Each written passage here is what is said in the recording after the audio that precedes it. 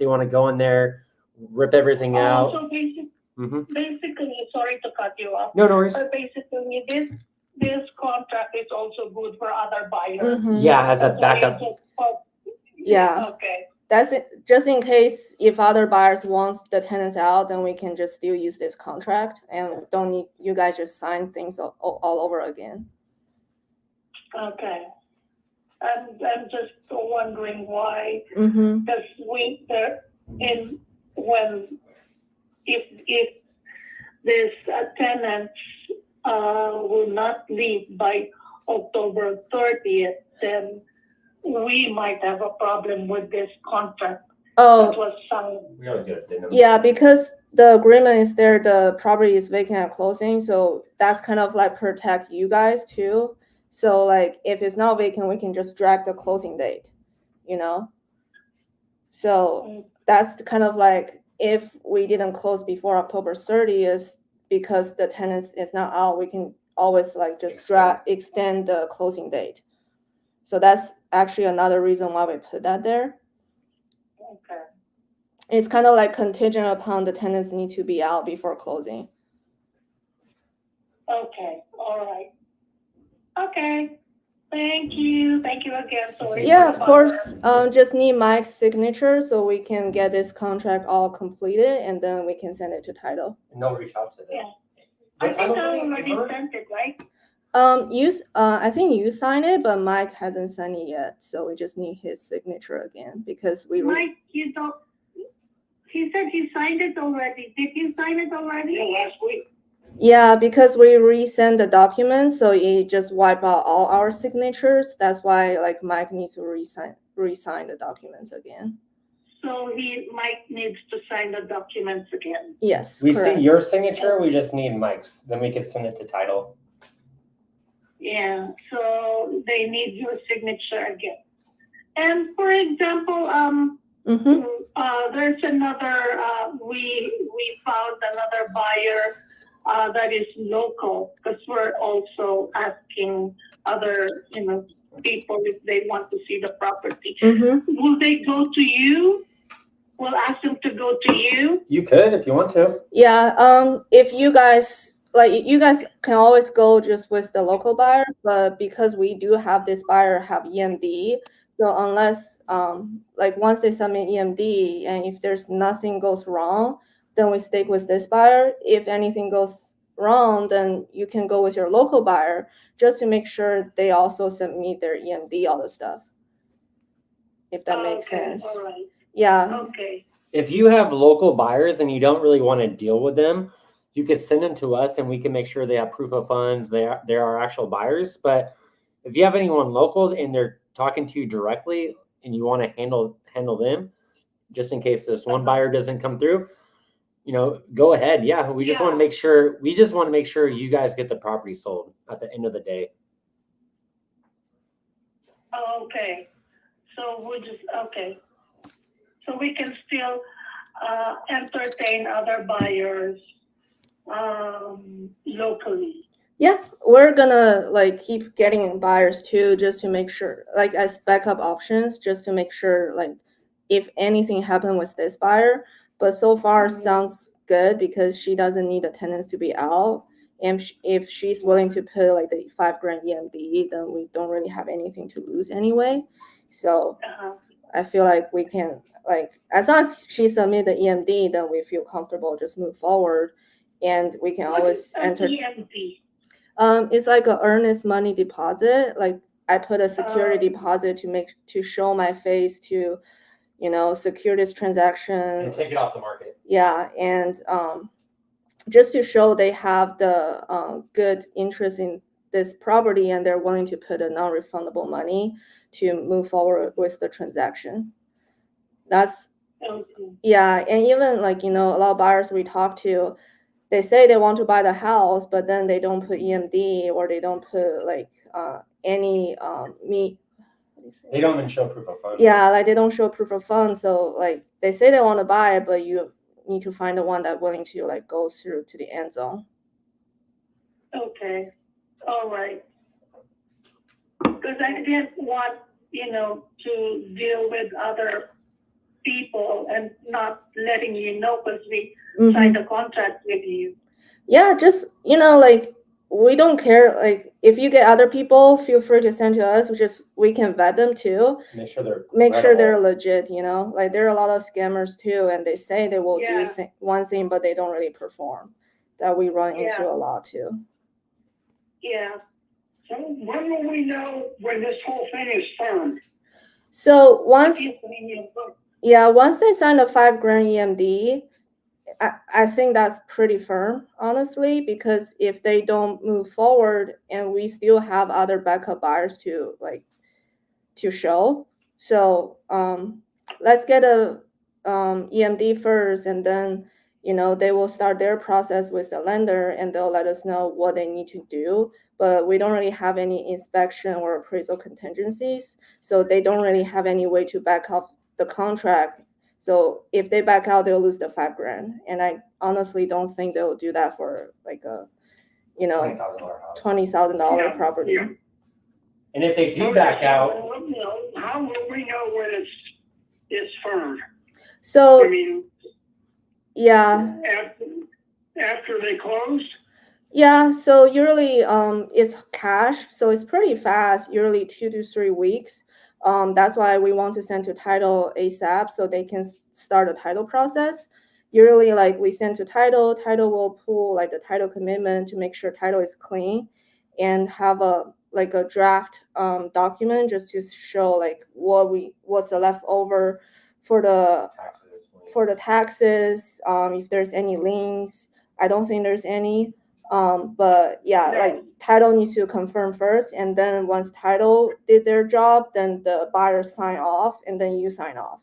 That's like, Okay. for cash, usually like 2 to 3 weeks, because there's not any like loan or anything, so it should be relatively fast. Alrighty. Do you need me to re-sign the contract for 20,000? Yes, just the one that Joanne just signed. Like, please re-sign that so we can just have the document complete and send to Okay, title. can you send me that in an email?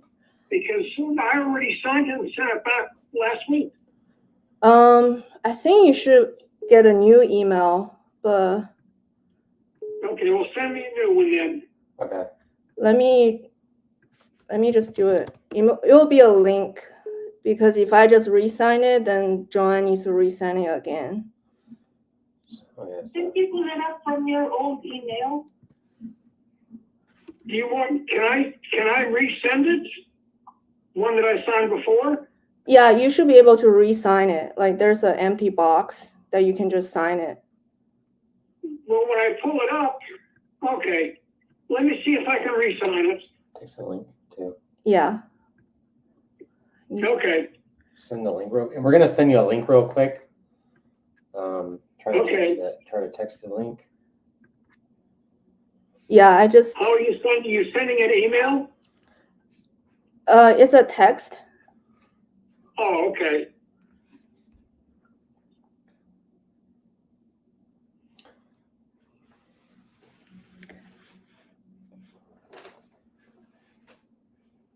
Did you get a text? Okay. Oh, I can't check them on the phone. Okay. Send that to email then. Let me try email. Give me 1 sec.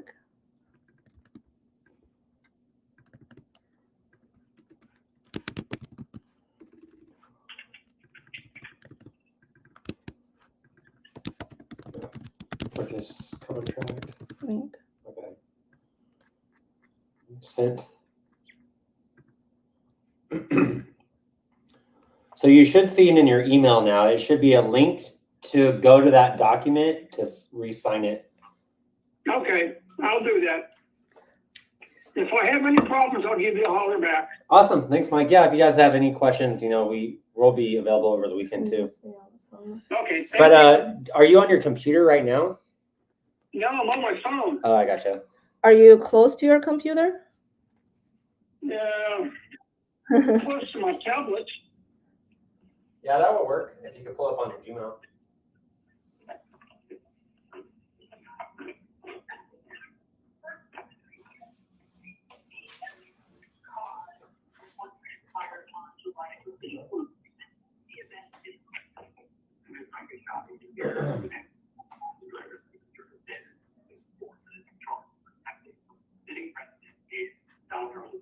It should work on this tablet, right? Yeah. Yeah, it'll work on the tablet. Let me get it turned on. Sweet.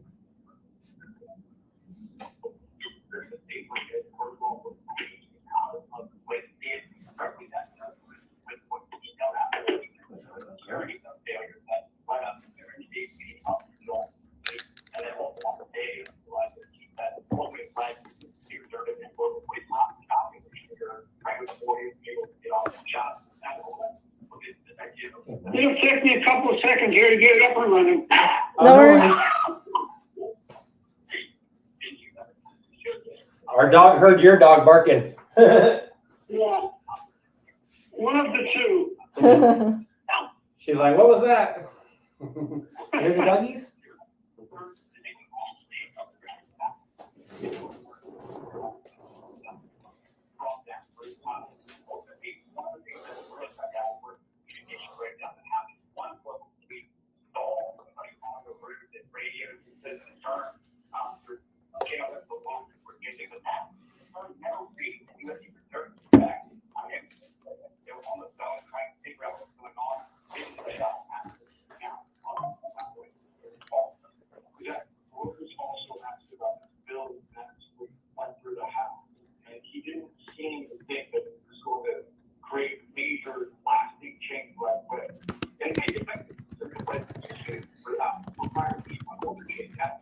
Okay, I'm opening it. Perfect.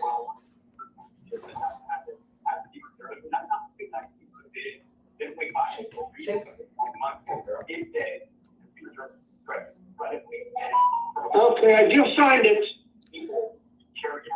Awesome. Let me see.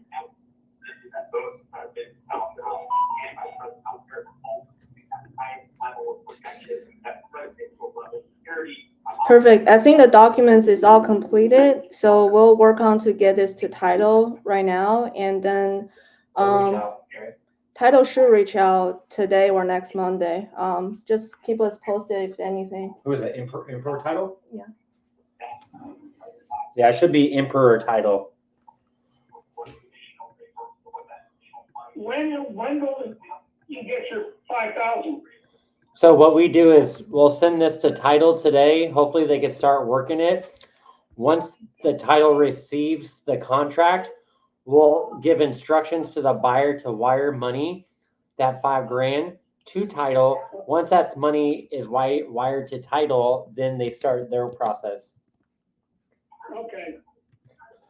But yeah, as soon as we get anything new, we'll let you know ASAP. We'll just keep you in the loop via text. But let's still push forward to those walkthroughs tomorrow, just in case, you know. Okay, gotcha. But yeah, Mike, we'll let you know every step. You know, once title receives it, once they get the EMD and all that stuff, and we'll just keep you in the loop today. Okay. Thanks, guys. If you have any questions, feel free to call again. Okay, thank you. You're welcome. Thank you. Bye-bye. Bye. Yeah. Get it. Oh, finally.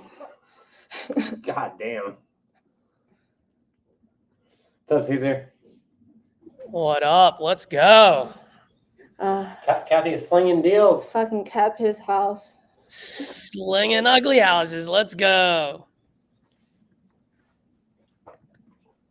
That's awesome. I So know. you guys just ended up sending what? An amendment, right? Is that what it was? Because you guys already had it locked up, yeah? Yeah. We actually just sent a new contract because our first contract, like we used to have the effective date, like so the contract expired after they signed. Oh, So we end up just sending a new contract with a new price anyway. nice. That girl. That's like, how many contracts have they signed already? I think 3. 40 day? For the seller. Oh, for the sellers. They're like, I don't want to sign another contract anymore. Yeah. The 3 year ago is not that bad. Like half the price too. Yeah, Michael. We have a buyer wants to walk the Boldark property. Which one's that? Is that the Marine? Yeah. All right. Caesar, what are you working on today, man? sellers, buyers, and trying to get some price reduction. I got 2 yesterday, 2 price reductions. Nice. What do you drop from to? What was it? What the heck was it? One was, it was locked up at 30 and I was trying to get it at 22. Mm-hmm. Said he didn't want to do it. So I said, okay. And then he calls back 5 minutes later and is like, we can do 25 at the lowest. Right? So I was like, okay, let's see what I can do. So I have a feeling probably the lowest would be 23.5. So we'll go for buyers. What buyers at? What's up? What buyers coming in at? Between 32 and 35. That's good. Yeah. She's looking at the homeless people. And then the other one, I had it at 44, but I dropped it down to 37, and she owes 35. So really, she's only going to get like $2,000 out of it. She'll let me know tomorrow, which is 98% chance that she'll say yes. Yeah. What buyers coming for that one? That one, we're actually just helping her out more than anything. The buyer that we have is only coming in at 40. So we're only going to get like a quick $2,000 fee on it. 2K is better than no K, but also she just wants to get the heck out of there and no one's buying her property. And so it's a solution. Like I said, it's such a small fee, probably the smallest fee that we have. But it'll feel good knowing that, you know, she gets to leave the town. Yeah, that's true. Yeah. Is that like a rural property? Yeah. Yeah. The problem with it is like it's right by the lake, which is not a problem. That's good. But the problem is the community doesn't allow rental properties. So buy and hold is just out of the right. We only have one strategy, which is to flip it. And so that changes the rehab costs.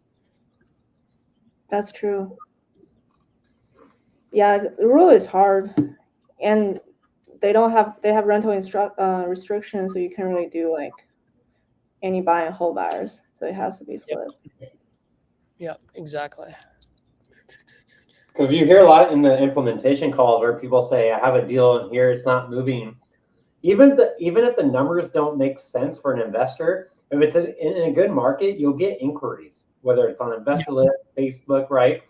Yeah. The rule is just hard. Even if you have a kick-ass deal, it doesn't even mean you'll get traction. But a shitty deal in a good market, you'll get traction regardless. Absolutely. Well, for us, we always say like, if we're hearing crickets and it's not moving. Yeah. Well, when someone says it's not moving, like, is it not moving because you've gotten a lot of feedback and you haven't pivoted from the feedback that you've gotten, or is it not moving because you're hearing crickets? Crickets, right? Because those are two different things. And so, I think my Wi-Fi is weak. What was the last thing you guys heard me say? I forgot. No worries. I was just like rural areas, and I was also going to say I had a sales manager that said oatmeal is better than no meal. That's right. Yeah. That's why we always say 2K is better than no K.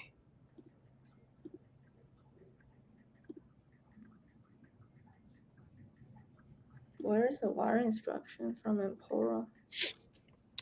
Yeah, no, that's what I was trying to say, Brandon, is like, if it's not moving, is it not moving because you've gotten feedback and you just haven't pivoted based on the feedback that you got, or is it not moving because you're hearing crickets, you know?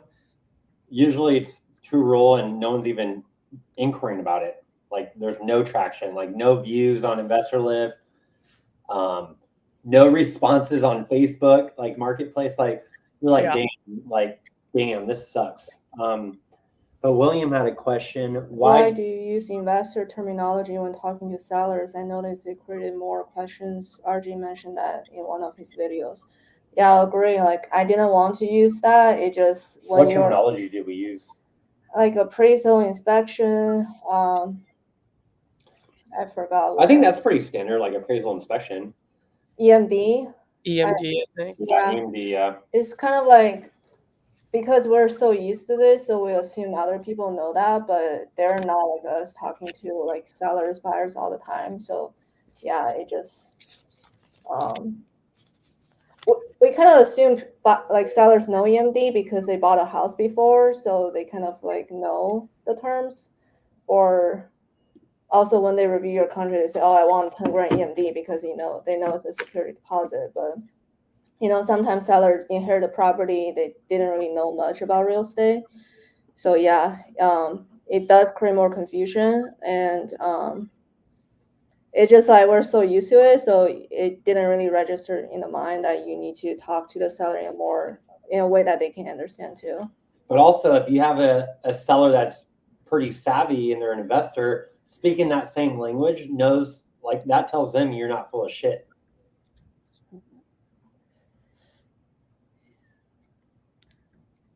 Caesar, have you? Oh, never mind. What's up?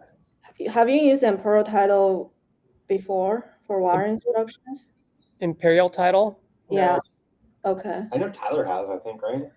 I wonder, can I just send this to the buyer, because I think they have like an auto generated wire instruction. Oh, I don't know. Yeah, but I do want to confirm with them first. Let me make a quick phone call. Nice. I mean, Call I want to call the title.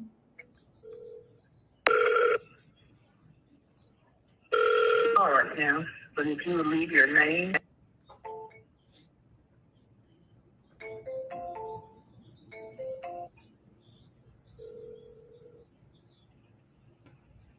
All right now, but if you would leave your name, number, and a brief message, I will gladly call you back.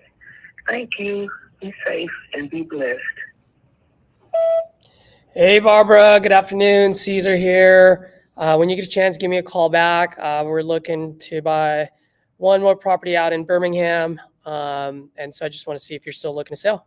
All right. Thanks. Bye.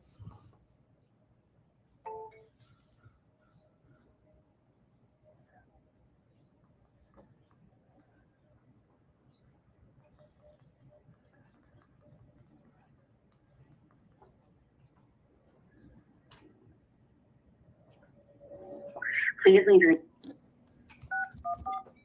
Just recall them. No, I call this number. A different number? Oh, cool. Call the wire instruction. Fuck, I hope they buy Hello, it. and thank you for calling Empora Title, your favorite digital title agency. To speak with someone about an ongoing closing, please press 1. To speak with the sales team, please press 2. And to confirm wire instructions, press 3. Do I do confirm wire instructions? Maybe. Thank you for selecting Empora Wire Instructions. To receive a text with our wire instructions, please text the property address to 614-407-7969. Again, to receive a text with our wire instructions, please text the property address to 614-407-7969. Did they just hang up? Maybe do that first one.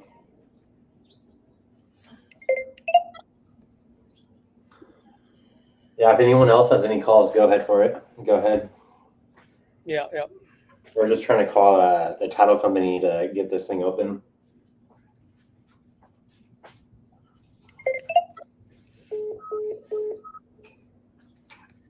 It'd be cool to have like a behind the scenes of Titaniums, like how they just like what we do here, but like they do it. That'd be dope, like live doing deals. Yeah. Hello, and thank you for calling Empora Title, your favorite digital title agency. To speak with someone about an ongoing closing, please press 1. Thank you for reaching out to the Empora Title customer support line. An agent will be with you as soon as they're available. We're always looking to improve our experience and would appreciate your opinion on your service after this call. Oh no.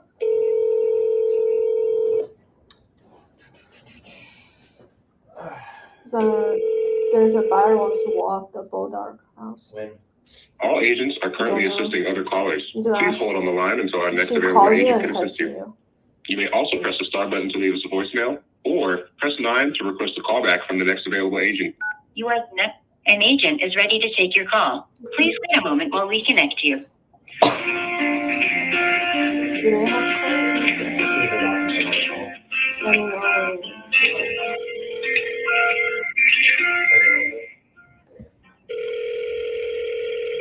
Might be loud.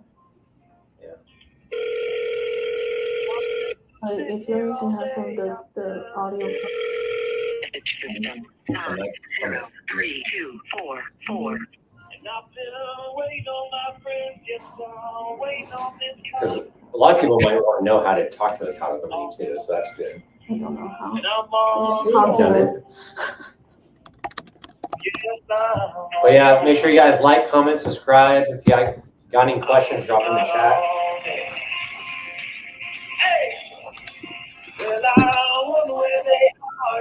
I don't have time for my redraw. Just quit your job. Hopefully you get fired. That'd be cool.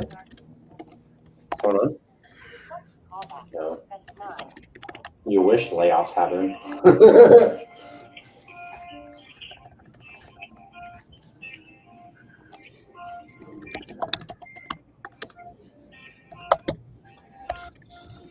Any other questions in the chat? No. I thought we were the next one. No.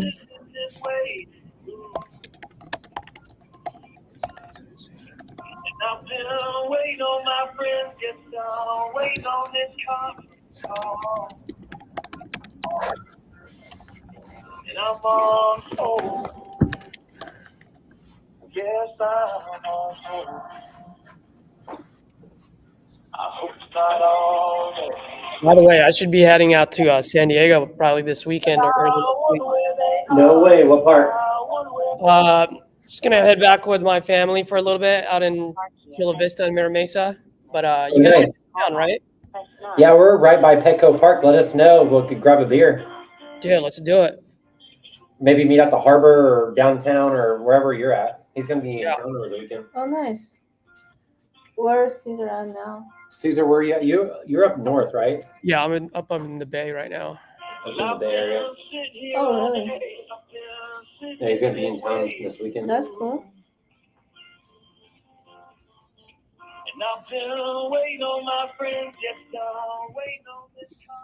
Yeah, we're about maybe 5 blocks away from Petco Park.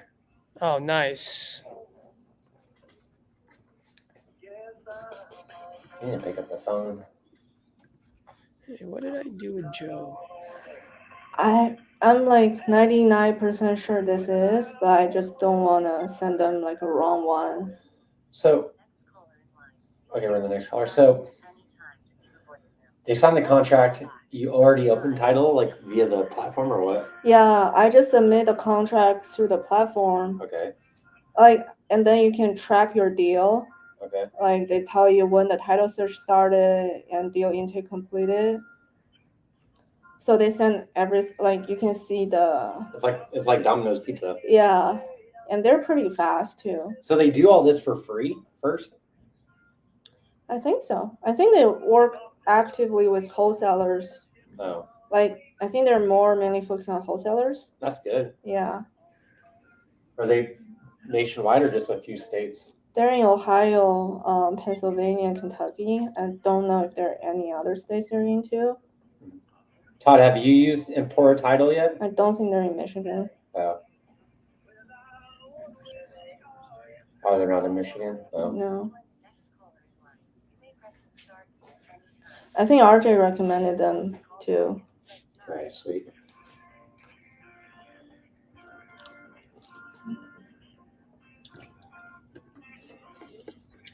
Randy said, Todd, I got your email up and sent you a text. Like, I'm pretty much sure that's a wire instruction, but I don't want to fuck this buyer Yeah. if anything is wrong. So she's willing to send EMD without walking it? Then walking it later? I hope so. You know, they say they will. You never know until they actually send you. anything. Right. Could just be full of shit. Yeah.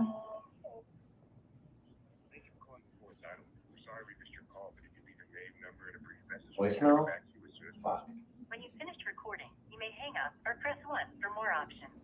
Hey Randy, text my cell is Hi, my name is Kathy. I'm a wholesaler in Pennsylvania. I'm curious, like I just submitted a deal through the portal and I got a wire instruction. So I'm just want to check if that's the correct wire instruction to send to the buyer. Give me a call back. My phone number is 760 760 917 917 4528. 4528. Thanks. Go ahead, Todd. Sorry. I was gonna tell Randy, text me at 248-497-9195. I just sent it to you on Facebook Messenger.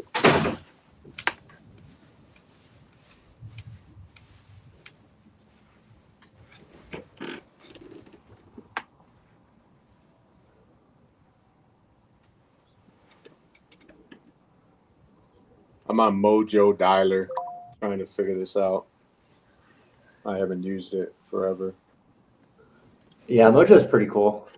I've used it on 2 different teams. I could tell you, I'm so disappointed in the phone numbers you get from Batch. Like the numbers, like the skip trace numbers? Yeah, Damn. for the bulk. Yeah. Thank you for reaching out to the Hello. So I had a call.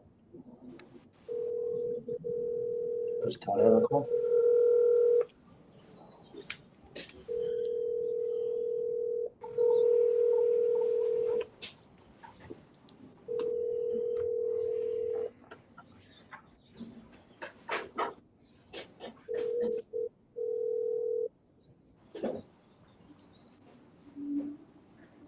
Thank you for calling. For the next caller in line, you may press star key at any time to leave a voicemail.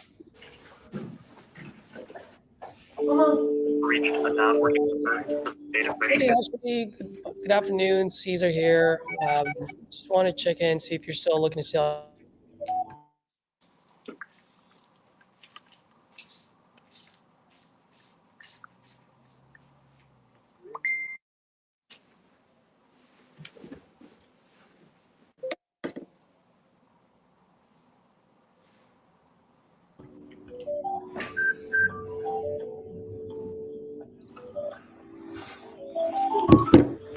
Why are you crying, Mama?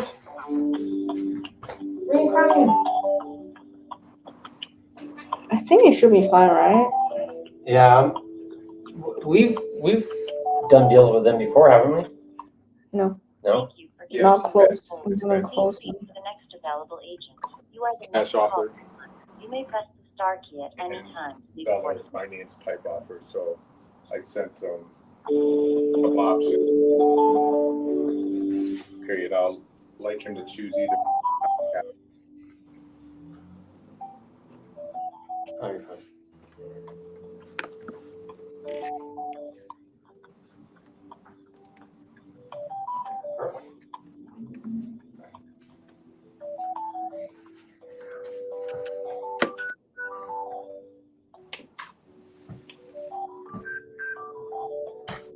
Yeah, Randy, I see you text me. I think screwed it's up. fine. Sorry, brother. Yeah, that's fine.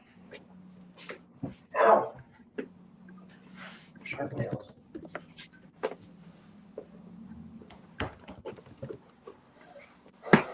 So you're sending the wire instructions to the buyer? Yeah.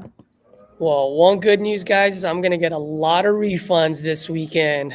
Oh yeah, a lot And of I'm going refunds. to buy more for next week. So I can I start told Kathy, dialing more.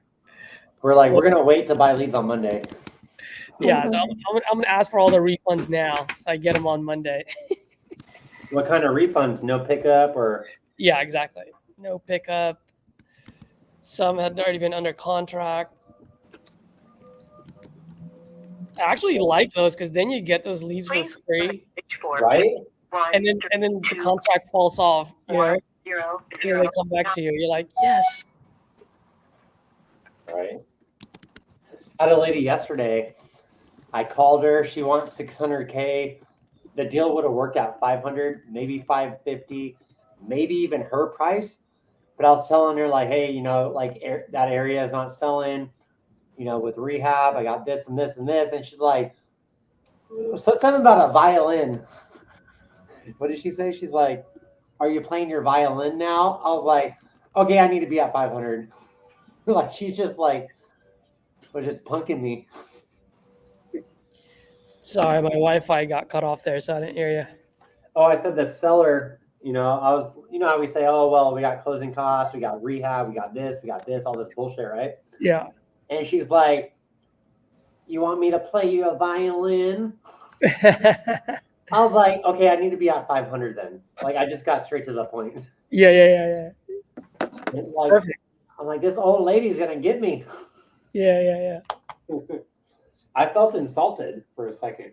I almost cried. Yeah. You want me to play you a violin? I was like, that's cold-blooded right there.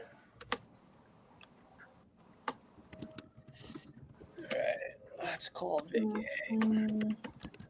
But yeah, with the leads that are already under contract, that, like you said, it's a free lead, and you just got to be better than that wholesaler next time.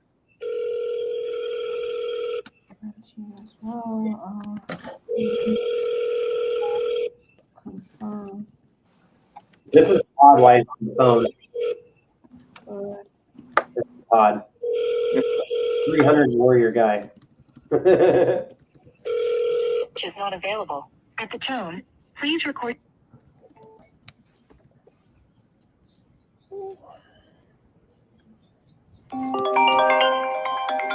Semper. Hello, it's Kathy. Hey. Okay. Speaker. I just submitted a deal through to your guys' portal, and I saw there's like auto-generated wiring instruction. So I'm just wanting to confirm if that's the good, correct wiring instruction to send to the buyer. It's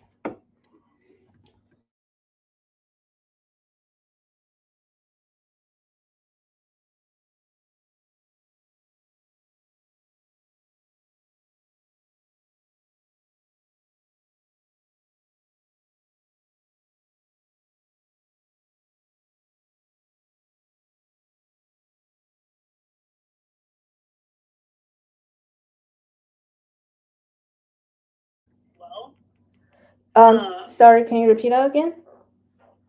The buyer has received those wire instructions as well directly from us, but I can confirm them with you on the phone.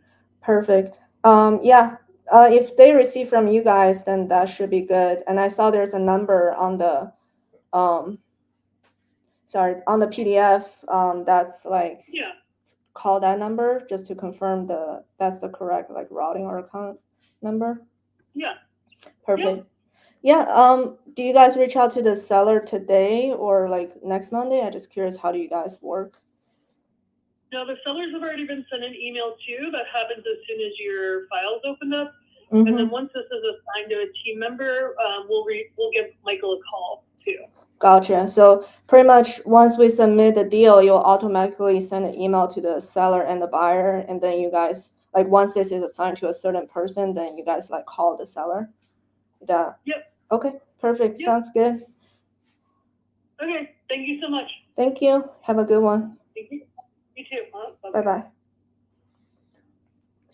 So when you submitted it, you submitted the buyer's info too? Yes. Oh, that's cool. Because they ask you like, are you a wholesaler and what's the seller info and what's the buyer info? Nice. Say, and Pearl title should already send you the wire instruction.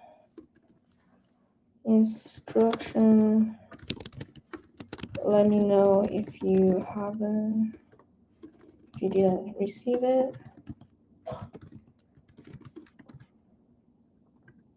Should I kind of like push it, please send EMD as soon as you can since you have other buyers working the property still? Like kind of push it too? Yeah, I say, hey, I don't know. Like, I think we need to push. We're talking, jump on there. Todd, are you free? Or Should we push? I don't know. Yeah, I mean, when we bought a wholesaler property, they push us. Yeah, that's true. Caesar, did you hear that? Oh, he's on mute. What was that? You want to say it again? Oh yeah. Sorry, I can't say now. Can you? So we're trying to get this open at title today because it's Friday, and we want to get the buyer like, hey, hurry up and send EMD so we could get this going because it is a Friday. But we wanted to say, you know, hey, the faster you submit this, you know, we have other buyers walking it, but we don't know if that's like the right thing to say. You know what I mean? Like for that buyer that's wanting to send EMD. I think it's good to push them because we need a sense of urgency. Yeah, sorry guys, my Wi-Fi got cut off. So how to tell them to wire the EMD today? Yeah, how do you like push them? Because we have some other buyers that are walking it Saturday. So we're thinking like, hey, the faster you submit EMD, the faster we could get this ball rolling. We do have other buyers walking it, or do we even bring that up? I don't even know. Oh yeah, we always do. Okay. Because it even says on our investor lift post, right? The first EMD deposited wins. So if you want me to stop marketing it, then deposit the EMD now. You know what I mean? True. Good point. Yeah. See, like Honestly, I didn't even think the deal is sold until they send the EMD. True. Like they can sign a assignment contract but not send the EMD. Oh, we should have waited till Monday to get a signed contract.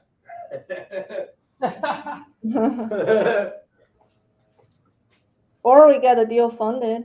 Yeah, if we get the deal funded, that's still more That's points. true. Remember to Yeah, dude, that's what I would do. I would be like, hey, man, like we got 5 buyers. We can walk through tomorrow or this weekend. Mm-hmm. Here's the assignment. You deposit the EMD today. You're good to go. So we True. since we have First EMD deposited wins, you know? buyers Yep. that want to walk the property.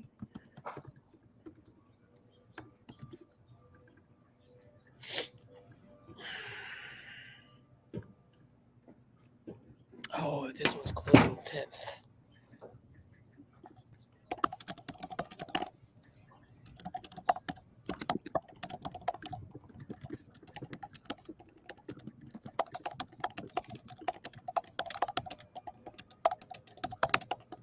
Okay, so this now it's this buyer.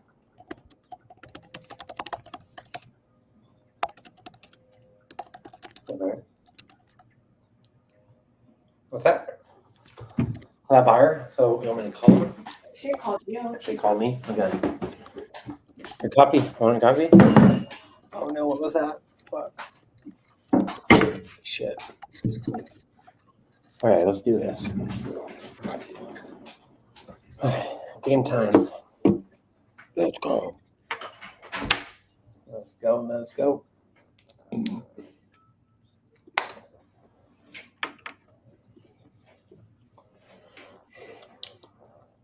So I got the Kobani less sugar at Costco. It was like half the price. I was like, I hope it tastes good, and it actually tastes pretty good. Nice. And anyone else in here, like when you go to Costco or anywhere, you're always looking at like the unit price, and you're like, this one's cheaper. I'm gonna get this. Like a pound of cheese, and like this one's 0.59. This one's 0.58. I'm gonna get that. Yeah. Are you guys like that too? Oh, show. I'm so cheap. Like it's so funny. Okay, so I'm gonna call this buyer. So many tabs open.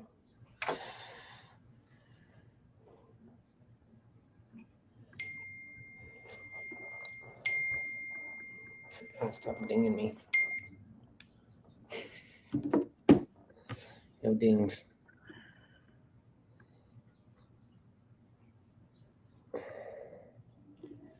Oh, this guy never signed. I need to call this guy.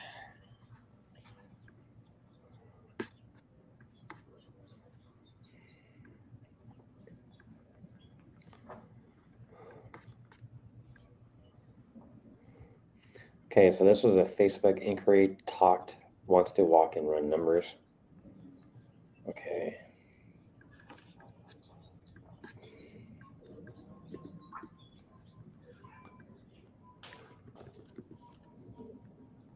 Investor lift.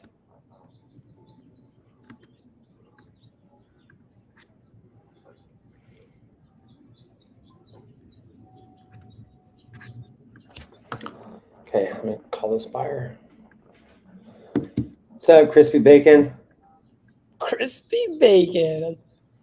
Speaking of bacon, I have like 2 packs in the fridge. I need to cook them.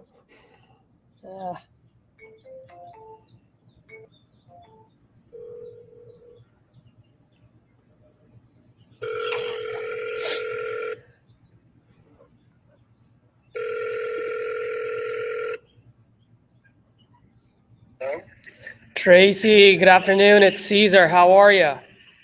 Very good, Caesar. How's everything going, my friend? It's been a while. Yeah, it's been some time, yeah.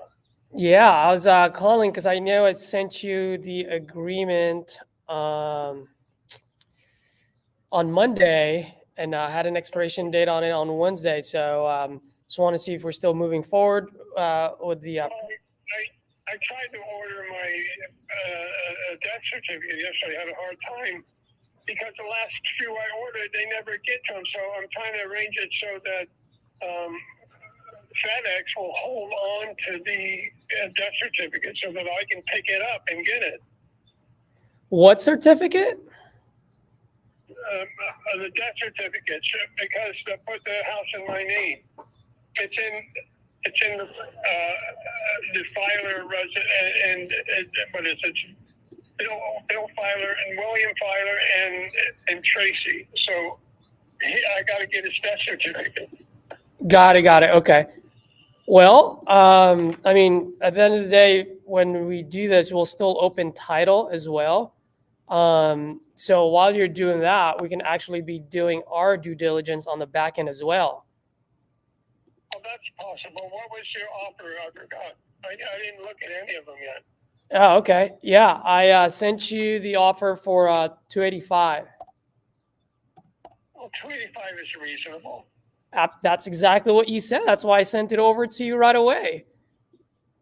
I know, but I think I got one for 320. I know. You said that as well. So let me ask you, where is that guy right now? I don't know. I can give you his telephone number if you want. Well, that's what I'm trying to. That's where I'm trying to get at, Tracy. Your 320 is nowhere to be found. Your 285 is right here in front of you. Well, I haven't tried to call him, but 285 is reasonable. I don't have a problem with 285. I just have a problem with getting the death certificate. Yeah. So, and I completely understand that. So what we can do, Tracy, since you're okay with the 285, let's get the agreement signed, because at least once that's signed, I can actually open title. And then from there, title can let us know, right? Yeah, we're probably going to need that certificate. Or title might have a work around it and go, hey, actually, it's already recorded. Since he's on title, we don't need that. Like, we won't know until we open title, and I can't open title unless that agreement's signed. I have in times past given the government my brother's death certificate. I'm pretty sure about that. Say that again. I'm sorry. I've ordered many death certificates, but one of them I think the government has. I think they have it. Got it.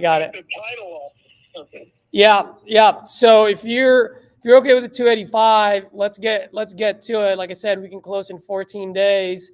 I just need to be able to, 1, open title, which I mentioned to you before.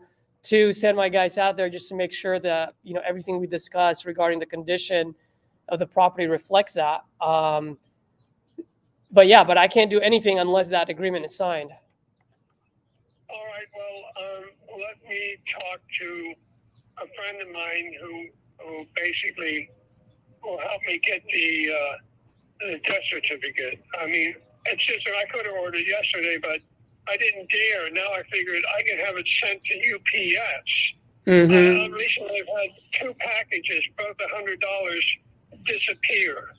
Yeah. And they're either stolen or they were never delivered. Yeah. No, I understand. Well, Tracy, let me. Because they're FedEx, they have to have a picture of the delivery, but I haven't gotten around to that yet. Yeah. Well, Tracy, let me ask you: is you getting a copy of that death certificate? Is that a blocker for you before you sign the agreement, so I can do my due diligence?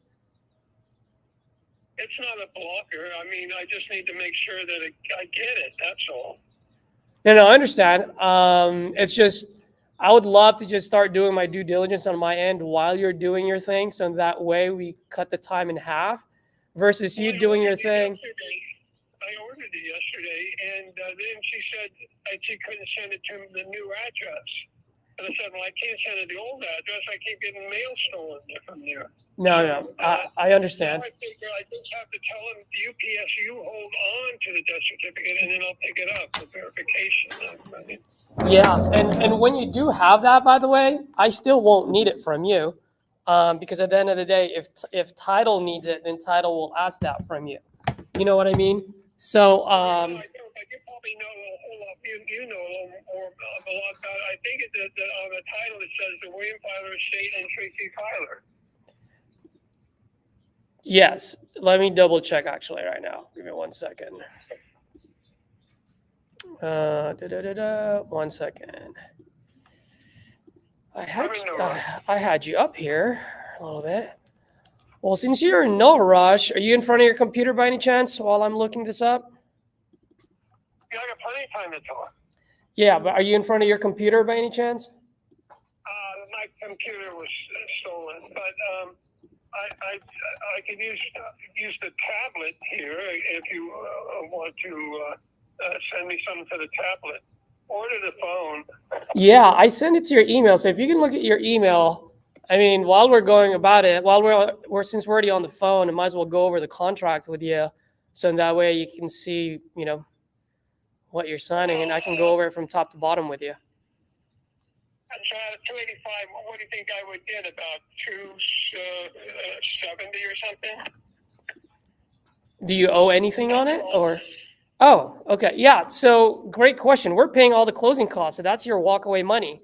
The only way it'll go less than 285 is if. No, there's a lien on the house. I think there's a lien on the house, and it's for like $30,000. Well, that's what I was gonna say. Is like the only way that your walkaway would be less than 285 is if you have any liens or any back taxes, which obviously that will come off of the proceed. But our offer to you is 285 cash. Yeah. Plus, maybe they'll come down because basically, after my mother was murdered, I was paying the taxes, but I used her tax exemption. And then 10 years later, my brother tried to get a hold of the house, and 4 times in the same day tried to apply for it, and they put a red flag, and then they gave me a $18,000 fine. Oh my And gosh. I pay the taxes every year, but I use my mother's homestead exemption, which seemed to be illegal. Yeah, I would say so. Well, I meant that it was for them. They said it was why else did they charge me $18,000, which grew? Why did they do that? Because I didn't have a proper homestead exemption. That I would not know how to answer that question, to be honest with you. Yeah, because my name's not on at that time. My name wasn't on anything. I don't think it was on the will. I was supposed to be executor of the will, but that's why my brother killed my mother, so he could steal $250,000 from her. Oh man, I'm sorry to hear that, Tracy. Well, Tracy, I'm looking right now. So you're right. It does have William Flyer, and you're the other owner. So the fact that you're the other owner, you can actually sign the agreement. So in that way, we can do our due diligence. And once again, it's going to take us anywhere from 7 to 14 days anyway. So while we're doing our 7 to 14 days, that's cheap. So you're saying that I don't need to get the death certificate, even though I presented it to him? No. I'm not saying that you don't need it, but what I'm saying is title is going to ask you for that at some point, right? But we also, as investors, we also have to do our due diligence. So not only title, but I also want to send my guys out there to check the property as well. And so all I'm saying is whether UPS, FedEx, or whoever it is, if it takes them, 5 days, 10 days, whatever it is to get you your death certificate, at least we're doing our due diligence on our end. 2 to 7 days. Got it. Okay. Well, if you want to move forward, Tracy, I'm here for you. That being said, we are also looking at other properties, and it's coming to that point where we either. Time is of the essence, but let me get your telephone number. I'm going to write it down right now. Yep. So I'll have it, and I can maybe call you back in an hour. What's your telephone number? Yeah, it's 415.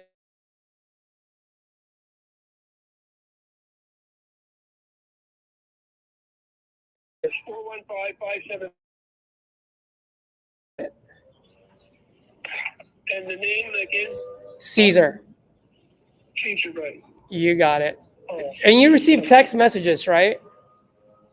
Yeah, of course. Okay, I can send you. Yeah, I'll text you my full name again. But yeah, I'll go ahead and resend that document so it'll bump up to the top of your inbox. And then, I'm not sure I got it, but you go ahead and resend it. It's fine with me. yeah, it's a quick two-page agreement, pretty much just saying, hey. Oh, that is quick. Yeah, well, that's what I'm saying. So let's move quick on this if you want to move quick. And then just let me know if you have any questions. The death certificate now, we present it like in a week or so. Exactly. That's what I'm trying to say. We need to open title first. You don't need to present it to me. I don't want to see it, right? But title will most likely require that. And that's what I'm saying. So instead of waiting, 2 to 7 days for you, and then it's going to take us 7 to 14 days anyway. So that equates to 21 days. I mean, at the end of the day, do you want your money 30 days from today, or do you want it 14 days from today? Yeah, as soon as possible. That'd be great. Well, exactly. So while you're doing your thing, let us do our thing. So in that way, we get the money in your pocket, 14 days from today instead of 30 days from today. Okay, well, I'll call you back in an hour. I'm going to call somebody I know that knows more about the legal part of this. So Sure. So basically, there's a contract I signed, and I would be getting $285. 285. That's our offer. Minus a bunch of other stuff. Right? Whatever you have against, whatever you have against the house, right? Any lien, any back taxes, anything like that. Oh no, the back taxes. Other people said they would pay back taxes, which maybe I can get them reduced, but it's difficult working with them. I mean, why was I penalized? I paid the taxes every year. Yeah. Now I'm 70 years old. Yep, absolutely. Well, once again, that's something that title will definitely work with you on. That's more of a title thing. I just want to make sure that we're able to do our due diligence while you're still waiting for that certificate. All right. I'll call you in an hour. Call me back. I'll probably be around the phone. So, Okay. In the next hour. So. No worries. We'll talk. Let me get some more information right now. I'll call the person that I know that could help. All right. Thanks, Tracy. Appreciate it. Appreciate you, man. Thank you. You have a good one. Bye. Nice. I don't know how else I could have done that, guys. I would love some feedback, especially since Todd is on the line. Todd the man. What up, baby? Todd the stud. What up? So the guy's waiting for a death certificate, right? Like, Yeah. like probate, right? Well, the thing is, it's him and his brother, but his brother had passed years ago. He just doesn't have a copy of it. And so that's what I'm saying. Like, while you're waiting for that, let's just open title, right? Mm-hmm. I mean, I don't need a copy of it. It's not a prerequisite for me to. It's not relevant. Going. It's irrelevant. Mm-hmm. But why does he want to wait for the death certificate, I guess? That's what I was asking him. Like, is this a blocker for you? Like, why do you need it? And he's like, well, it's not. I'm like, okay, well then let's get going. So in that way, while you're doing your thing, we're doing our thing. Yeah. That's why my last closing line to him is like, do you want your money 30 days from today, or you want your money 14 days from today? Mm-hmm. Yeah. Jason's in the house. Your call has been forwarded to voicemail. The person you're trying to reach is not available. Yeah, I would say some people just think they know how it needs to be done, or just doesn't understand. It doesn't make for us, it doesn't make sense. Who brought up a death certificate in the first place? He did. Okay. Yeah. Yeah, I mean, you said everything. Here's what I would have maybe said. I would have said, Johnny, or whatever his name is, Johnny, look, the title company probably might not even need that death certificate. It's good that you're getting it, awesome, but I don't even know if they need it. So they have ways of checking that information out, even though they probably need it, right? And so what I want to do is get started, like you said, I want to get started on this so I could get your money as quickly as possible. Yeah. I don't even know if we need it. Yeah. How's that sound? And if he's fighting you still, then it is what it is. But you know what happens that he doesn't sign, someone else is going to reach out to him and say, oh, he's paying $285. Did you sign anything? No. Exactly. Man, I could get you $290, right? Exactly. Time kills deals. Yeah. I somewhat similar. I had a seller that I was pushing a contract on, and he just needed to find that next house, and he had a lot of shit like a tractor, a trailer, so he needed to find that property.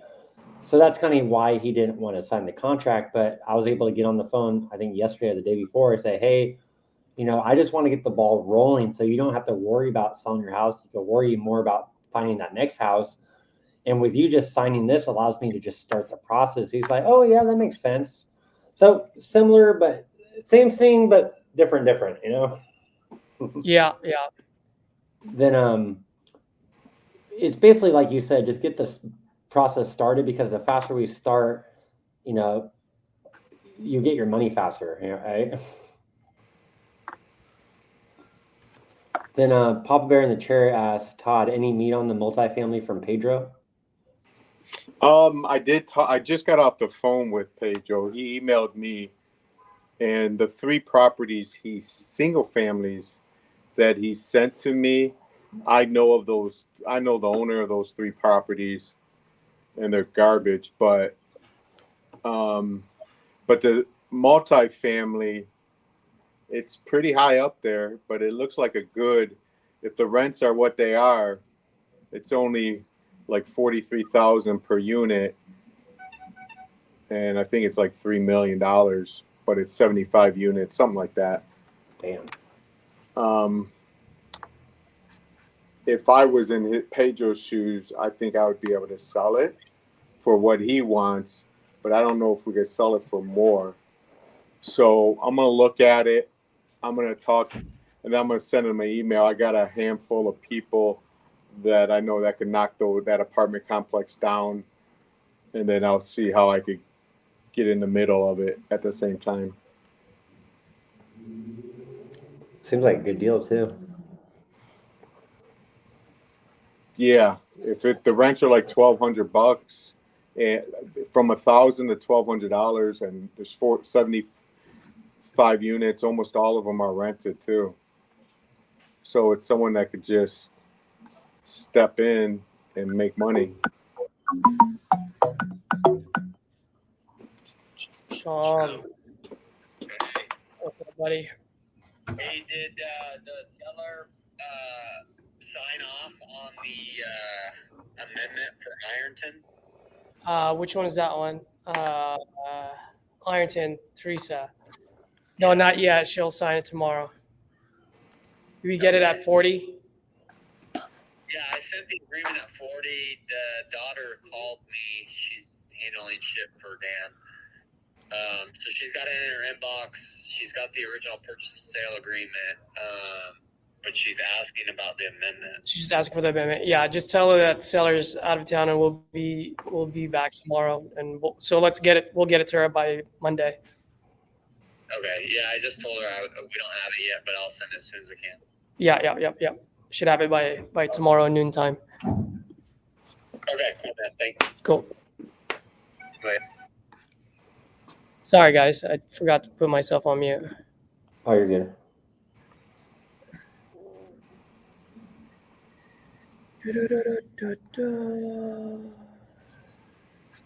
Yeah, Jason, like, what does that mean? Like, if it's sellers asking you something, just like, what does that mean? Or I think that's where you're going. My brain has to process your comments sometimes. You know, like look into them really deep. Let's see here. Right, cool.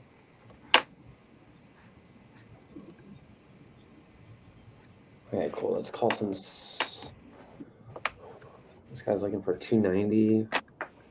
This one's in Ohio. Let me pull it up.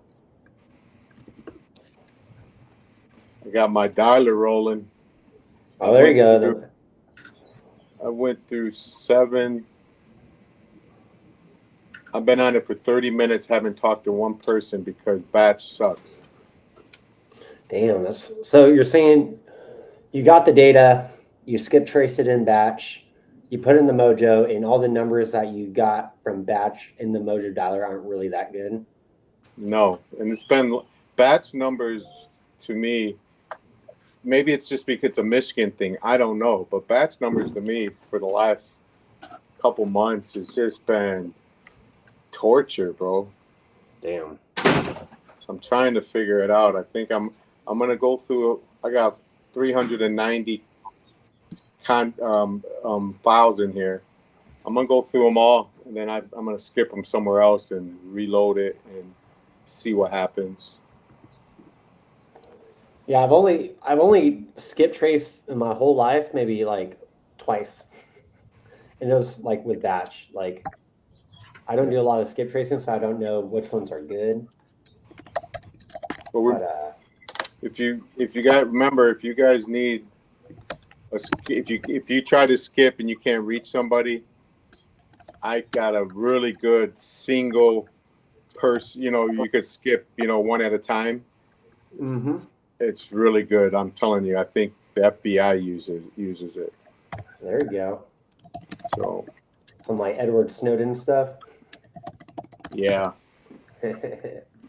I used to have one where I skipped it, and it would give me their social security number, their driver's license number. I'm telling you, it was. That's scary. Yeah, it was. Got Todd taking out loans that people don't even know. Yeah, right. No. Nah. Do you used to work for Wells Fargo, Todd? Just kidding. Yeah. Oh shit. Right, because they be leaking shit every day. Kathy got a letter from like her insurance provider, like her healthcare. And it's like we had a data breach and all of the info got hacked. Wow. Oh, dude, you guys want to hear a really funny story? Go for it.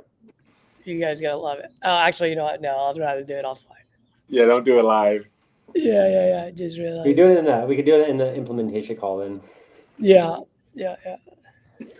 Okay. Hope you guys can start some business together. He's a pretty active nationwide dispo guy.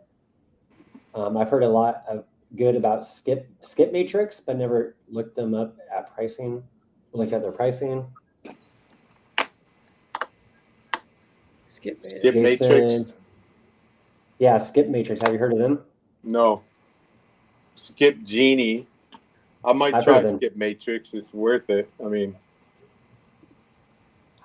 I think I've heard of Skip Genie too. I think Sam Singh might have said that, or was that RJ? I might have said it before because I've used it. Was Todd. I think it was Todd.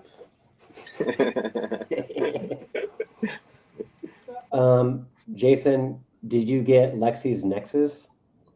What does that mean? No, but I heard of that.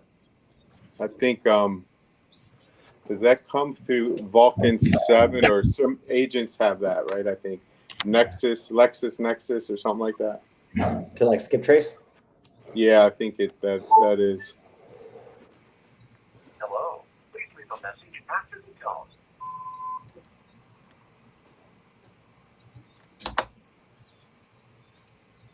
Come on, pick up the phone. If not, Todd's gonna go over to your house and kick your door in.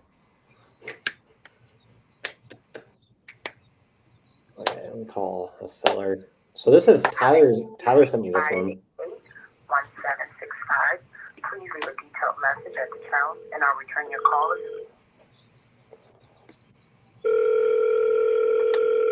It's used by FBI. Ooh, secret squirrel. Okay, yeah, mine's not called that. I don't want to say what mine is called because I don't want to get in trouble. I don't blame you. Some things are kept a secret.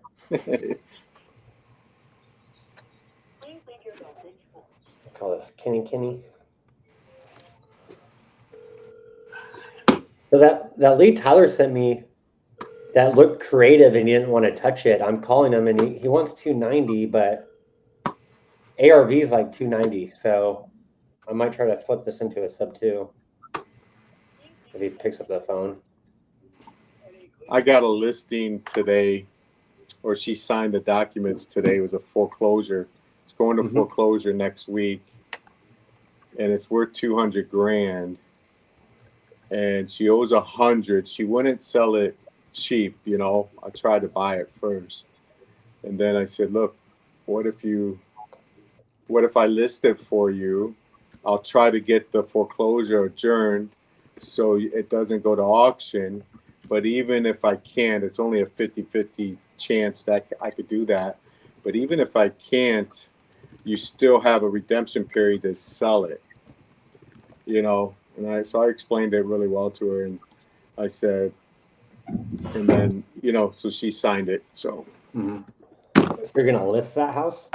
yeah. I really had my son's an agent. I'm an agent, so he fills out all the paperwork. He signed everything, and we'll throw it up on the MLS. And I'll never set a foot in that house. There you go. I know Kathy. I have my real estate license here in California. I just never used it.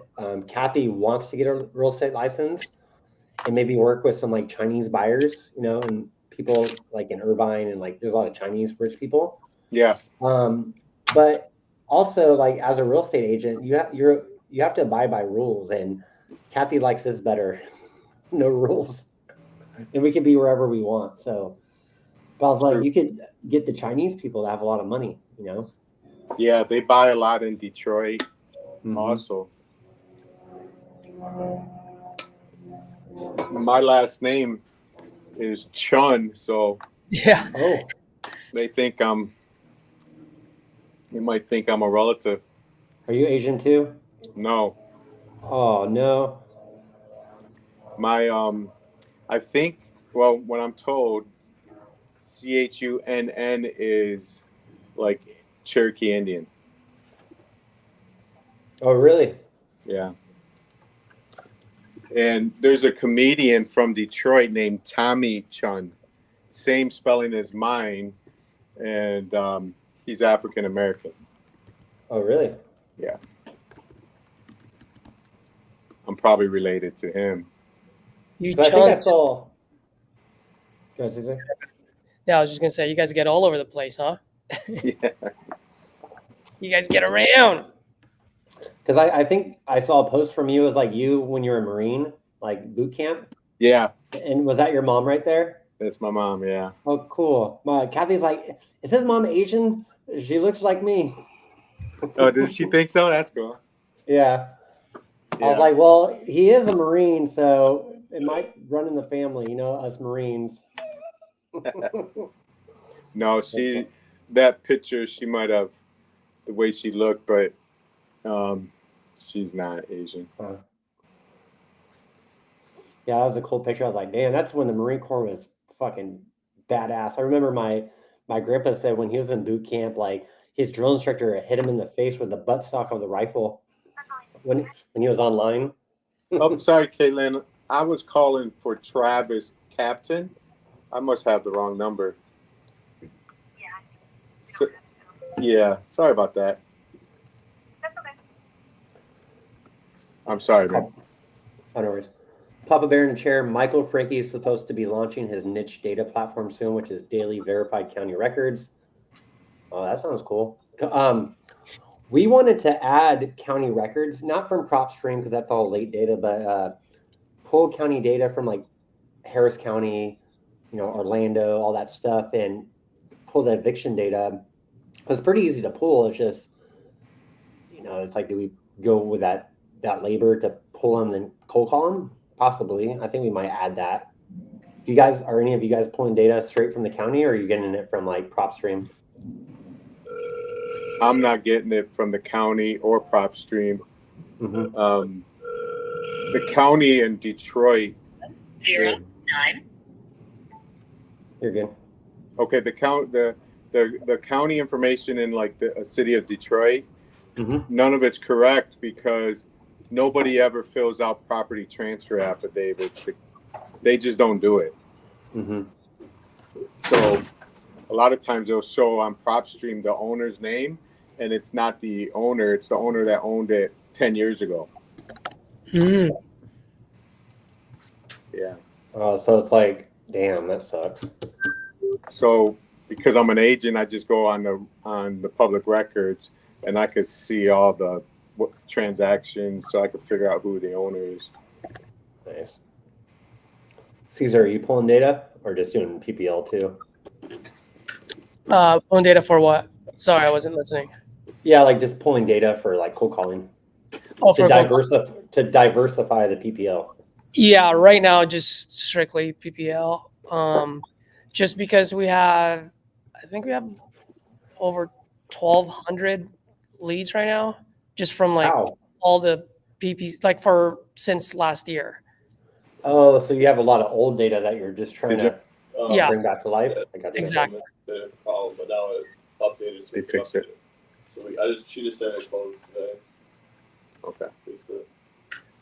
Because we're thinking maybe buying 3 leads a day or 5 leads a day, but also in our free time, pull a few counties in Florida and just pull evictions, water shutoffs, and just add that to our flow just to diversify our cost per lead. Yeah.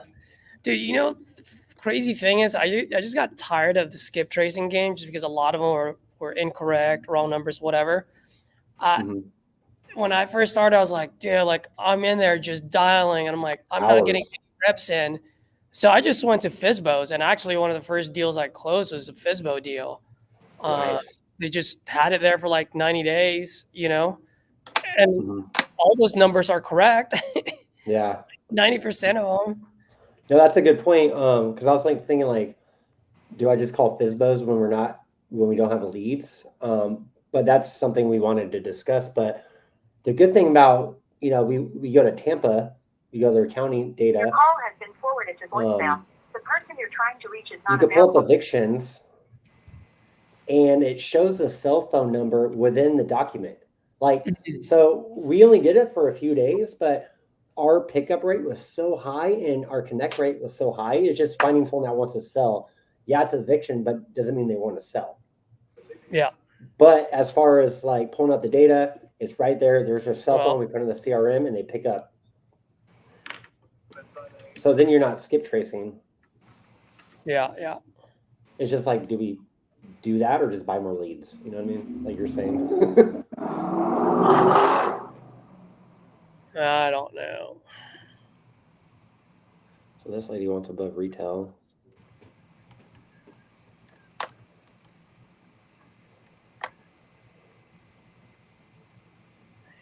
Did I ever talk to this guy?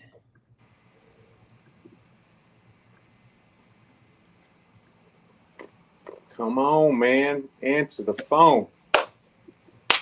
I feel sorry if someone answers the phone. Exactly. I'm going to knock them right in. Yeah, funny you said that because that's exactly what I was going to say. Right before you said it, I was going to say exactly the same thing.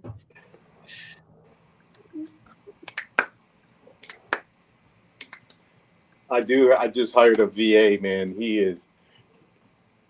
He's killer. Nice. I've known him for a while.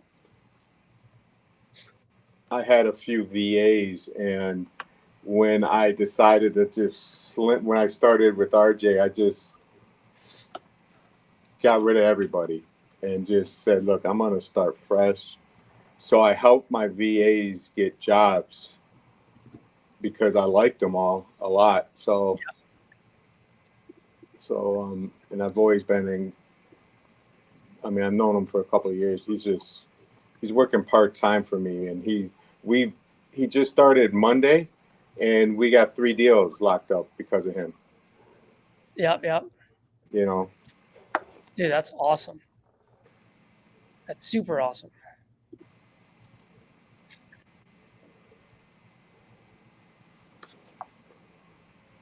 I'm trying to pitch a sub 2 to this lady. We'll see.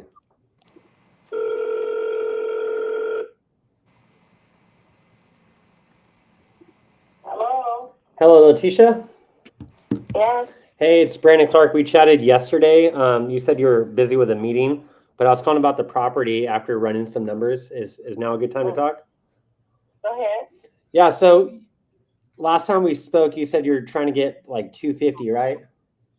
Yeah, to 300. Yeah, I'm looking in that area. I feel like you might have better luck with an agent and go on market, but I wanted to see do you have any debt on the property or is it paid off?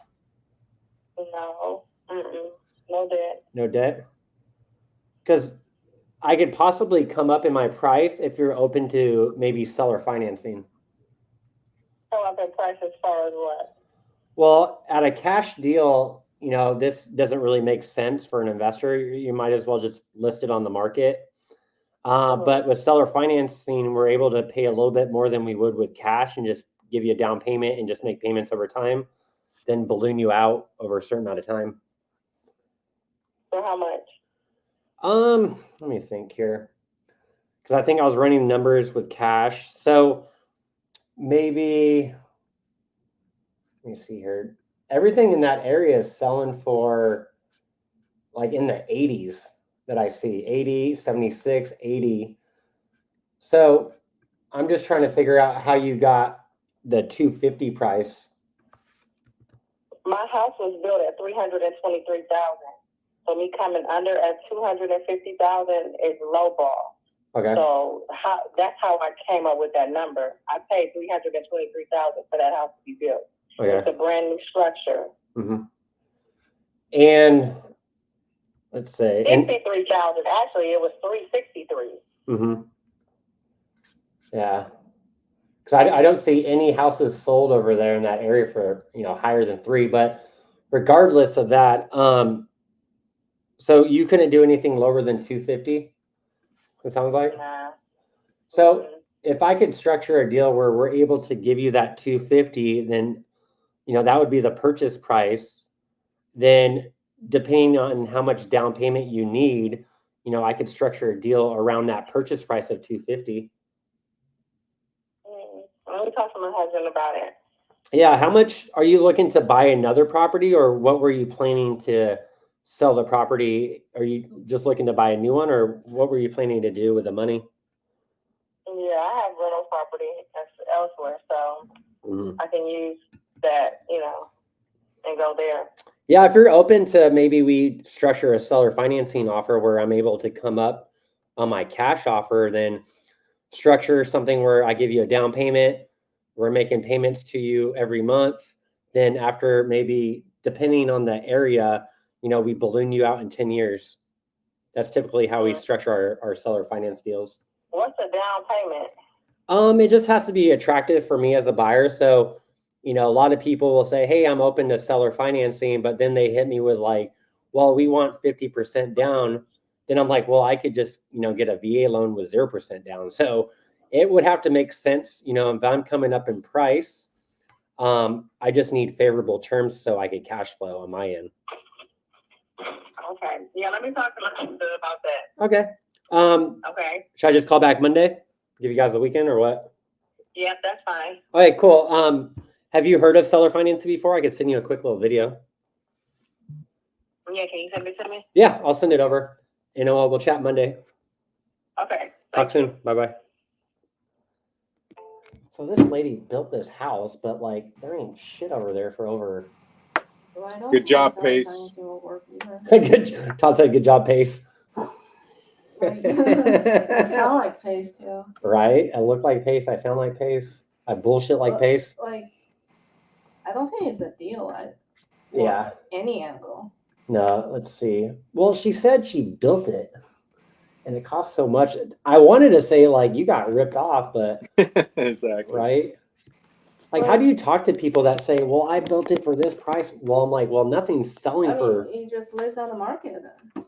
right? It's Oh, well. no, but I see houses around 20K, 80K. I just don't understand. But I saw some for like 200, 300. That's but 9 bedrooms. That's a whole apartment. let me see here. How many square foot is this one? 2,000. Two. I got a church yesterday Mm-hmm. that had a small fire, and they said they wanted 50, but I got them down to 25,000. Nice. Nice. How do you buy a church? Who do you sell it to? I have no idea. 22. Yeah. I think, I forgot who said, but some people, they buy church and then they do like assisted living, something like that. That's a good idea. Yeah. There's some for like, yeah, there's no fucking way she's going to 3. Oh, I'll just send her the video and see what she said. Like this area, it's literally like 80K, 60K. Mhm. You gotta Please stick leave to your message for 7736774. Hold on. Square foot, 17 and 2. I just don't get You've why. seen Mojo before, Alex? Mojo what? Have you seen Mojo before? Oh, I'm sorry, guys. Oh, you're No good. worries. You're good. What do you say? Yeah, it's just. It's just not a deal, honestly. I Like know. even seller financing is not a deal. Mm-hmm. Yeah, because I ran some quick comps and I saw some 200s, but I think they're pretty far away though. The 200 you saw, that's like 9 bedroom for the whole apartment. Mm-hmm. That's the 200 you saw. Let me see here. Yeah, because that one had less square. Okay, yeah. Yeah, there's no way on this one. Let me just send her that video. Let her get beat up on price. Because you check the rent is like $900. Like I didn't check the rent yet. yeah, like the highest rent you could get is $900. Like all the area is like 80K, Okay. 50K, just not a deal. Okay, let's see. Let me send her some finance video. Call the next one. Let's see here.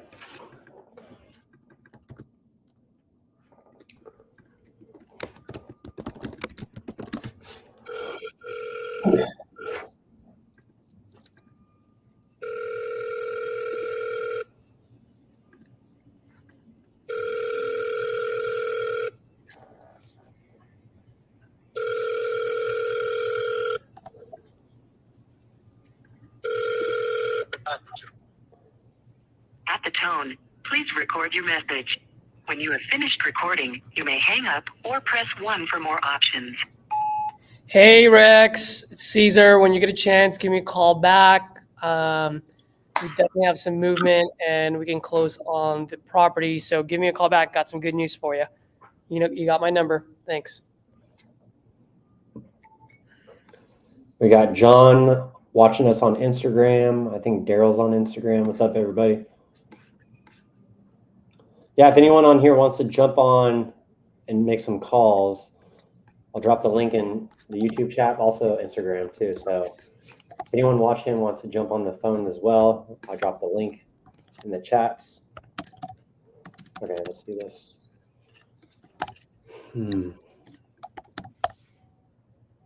Damn, that was 20 minutes ago. Fuck. You missed the call or what? Missed it. Damn.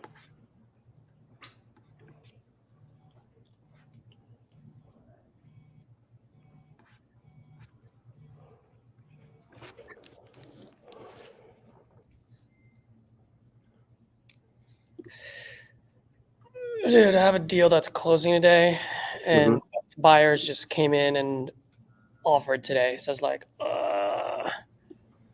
it's a tight one. Is it skinny?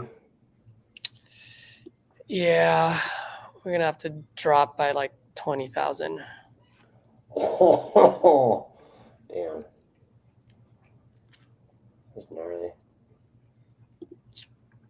Yeah, price drops are never fun. Also, like that tells you like from the start you want to build like good rapport with the seller that you're trustworthy, because when it comes downstream or downrange, when you have to price drop them, there has to be some sort of trust still built in there, you know? And Yeah. you're probably doing that, Caesar, like on the very initial call, you know, you're building that credibility, that trustworthiness. So later down the pipeline, if you need to drop them, you're going to explain why, and they're going to trust you. Yep. Absolutely. Yeah, just like what you said on one of our calls, like just creating runways for yourself. Mm-hmm. You know, like what's it like? Speculate the future. You know, you already got to speculate the future.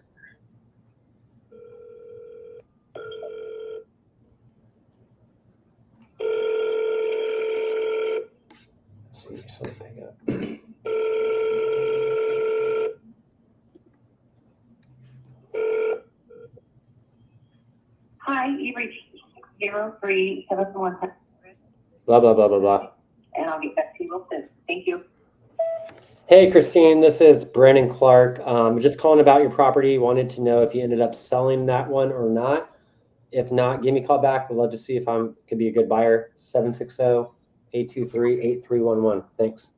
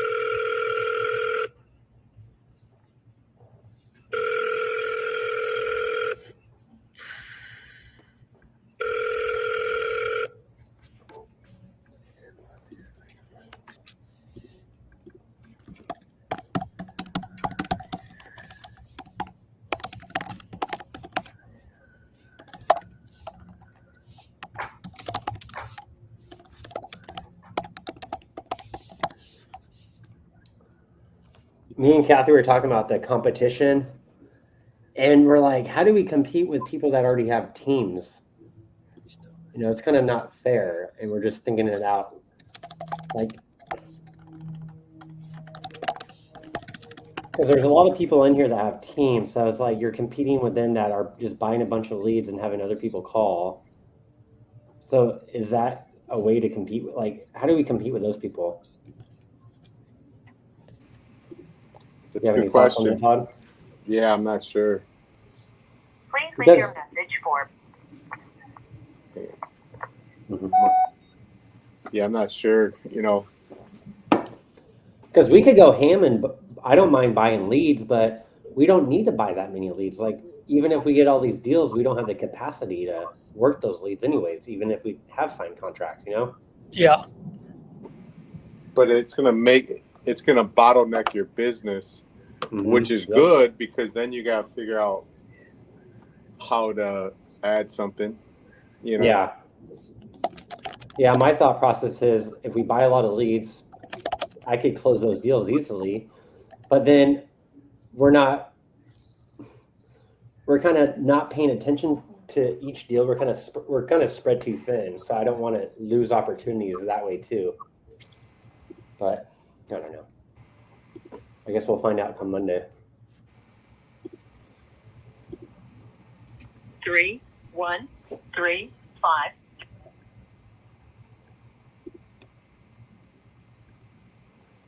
31. Money just called me.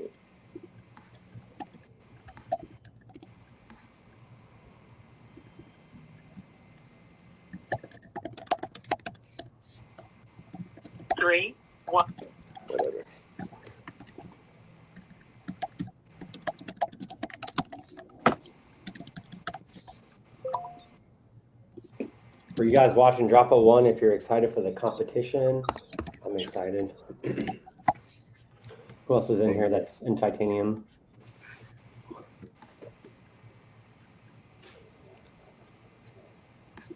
Dude, I'm super excited. I think I got 3rd place last time. 3rd or 2nd, I don't remember. Or 4th. Love competitions. Right? I know Todd's fucking ready. Yeah, I'm excited. That's why he's getting his dialer down right now. Right? When he's like, I'm looking for the glitches now, so there's no glitches Monday morning. So this is Robin. Leave your message at the tone. Tell me the day you called, the time. Thank you. William said add a JV partner to help with dispo. Yeah, if we got some deals and we can't handle them and they're good deals that can move, I'm always down to send them to people. Like if they're in Michigan, I'll send them to Todd. If they're in Ohio, I'll send them to Tyler. I have a few other partners I could send. So yeah, definitely you could JV with people, definitely. It's hard to JV with people though, because we like to manage every step of the way because we're so on it. So when you work with JV partners, like you want to make sure they're on it as well. So it's just hard to, just willy-nilly JV with people. But yeah, you have a good point, William.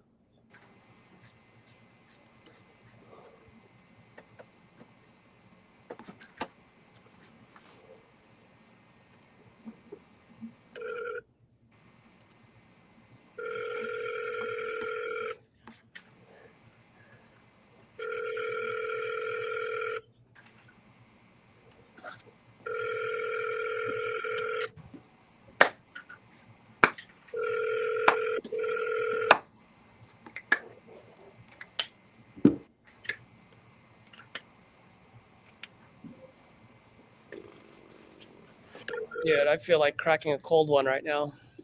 Do it. Give me one. I gotta go walk back to my place to get one. I'll smoke one with you. Where are you working at now out of, Caesar? Are you in the office? So we live like in a community here in the Bay Area. And so it's like condos and townhouses. And they have a clubhouse. And so that clubhouse just open for everyone. And so that's where I'm at. Sweet. And within like the center of the clubhouse on the 2nd floor, there's like an outdoor. I don't know what you'd call it. It's not a sunroom. It's not a patio. I guess you could call it a patio, but it's in the center. And so no one's out here, so I can be as loud as possible. I can have you guys on speakerphone. But it is starting to get cold, so I'm like, I don't know. Yeah, what's cold in California? Yeah, right now it's like 61. Oh, that's cold. It's nice here in San Diego. Yeah. California people, if it drops below like 65, it's fucking cold. Like we're a bunch of pussies.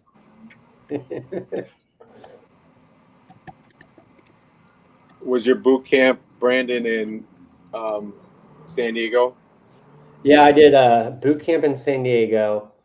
Then I went to Pensacola, Florida for water survival school. Then after that, I went to Maine for SEER school where they torture you and shit. So that was fun. Then after that, went to North Carolina again for mechanics school. Then San Diego for flight school. Then I finally went to my duty station in North Carolina for search and rescue. Like all these schools everywhere. Nice. Did you go to Paris Island or MCR or San Diego? San Diego. There you go. Hollywood Marines. Yeah. Not that we had a choice. Right. Well, were you in Michigan when you joined? Yeah. Shouldn't everyone you from Paris Michigan Island, went to San Diego. Is that strange or is just how it is? No, I think that's just how they did it. But there might have been a time like in 5 years later, they all went to Paris. They just switch it, I guess. I don't know. Mm-hmm. So Nikki had a question. When you guys do text blasts, what do you say to the seller? So I don't do a lot of text blasts because, you know, with all these rules, you might get your phone number flagged. But Caesar dropped some knowledge on me where, you know, if I have a 14-day follow-up, like, hey, the seller's not motivated, I'll hit them up in 14 days. Caesar told me maybe day 7, send an auto text. So if it's a long follow-up, I'll send an auto text to just like check in with them. So I don't have to manually do it because I have a lot of other follow-ups. But if I'm doing follow-ups, I'll do auto text, but not for like outreach. I don't do any texting for outreach because I only text motivated sellers that I'm already engaging with if it is auto. What about you guys for auto text or text blasts? I just responded. So I just responded, depends on what stage. Actually, what I do is as soon as a lead comes in, I've done it 2 ways. It automatically goes into an auto drip, and then the one where I call first and then I put them on the auto drip. So depending on where it is, right? So if I pick up the phone first, then my first text message goes in literally seconds after I leave a voicemail saying, hey, I just left you a voicemail about the address. And one of the cool things that I do is instead of putting the full address, I'll just put like the number and the street name. So it's like, hey, just called and left you a voicemail about 123 Main, right? Instead of 123 Main Street, San Francisco, California. It's too spammy that way, huh? It's too spammy, yeah. So you just make it as simple as possible. I even put all lowercase. I just go 123 Main. Are you still looking to sell? And then if they say yes, pick up the phone, right? If they don't say anything, just keep dialing, and then literally 30 minutes later, it'll automatically send another text, right? And then just saying, hey, tried reaching out to you. We're buying other properties. Are you looking to sell? And then you just play around with it. You know, like some of my text messages will say, hey, we just picked up a few other houses in the neighborhood. We're looking to buy one more by the end of the month. Are you still looking to sell? Right? And then literally 30 minutes later, I'll go, we pay cash, 14 days. Because you hit on that last time. Like I was saying, hey, did you sell the property? And you said, hey, change it up a little bit. Like instead of like being so salesy, like talk about other stuff to add value. And that's what Caesar talked about the other day where, you know, Caesar, you just said, hey, we're buying other properties. Let me know if anyone else is looking to sell. Like you're kind of like, you're not manipulating it, but you're trying to wordplay. So then they're like, oh, I'm still looking to sell, right? Yep. Because sometimes when you're going at them all the time, they're like, dude, back off. So then I'll send a text that kind of just goes around them saying, hey, we're buying all these, you know, we buy all the properties. We're looking to buy one more.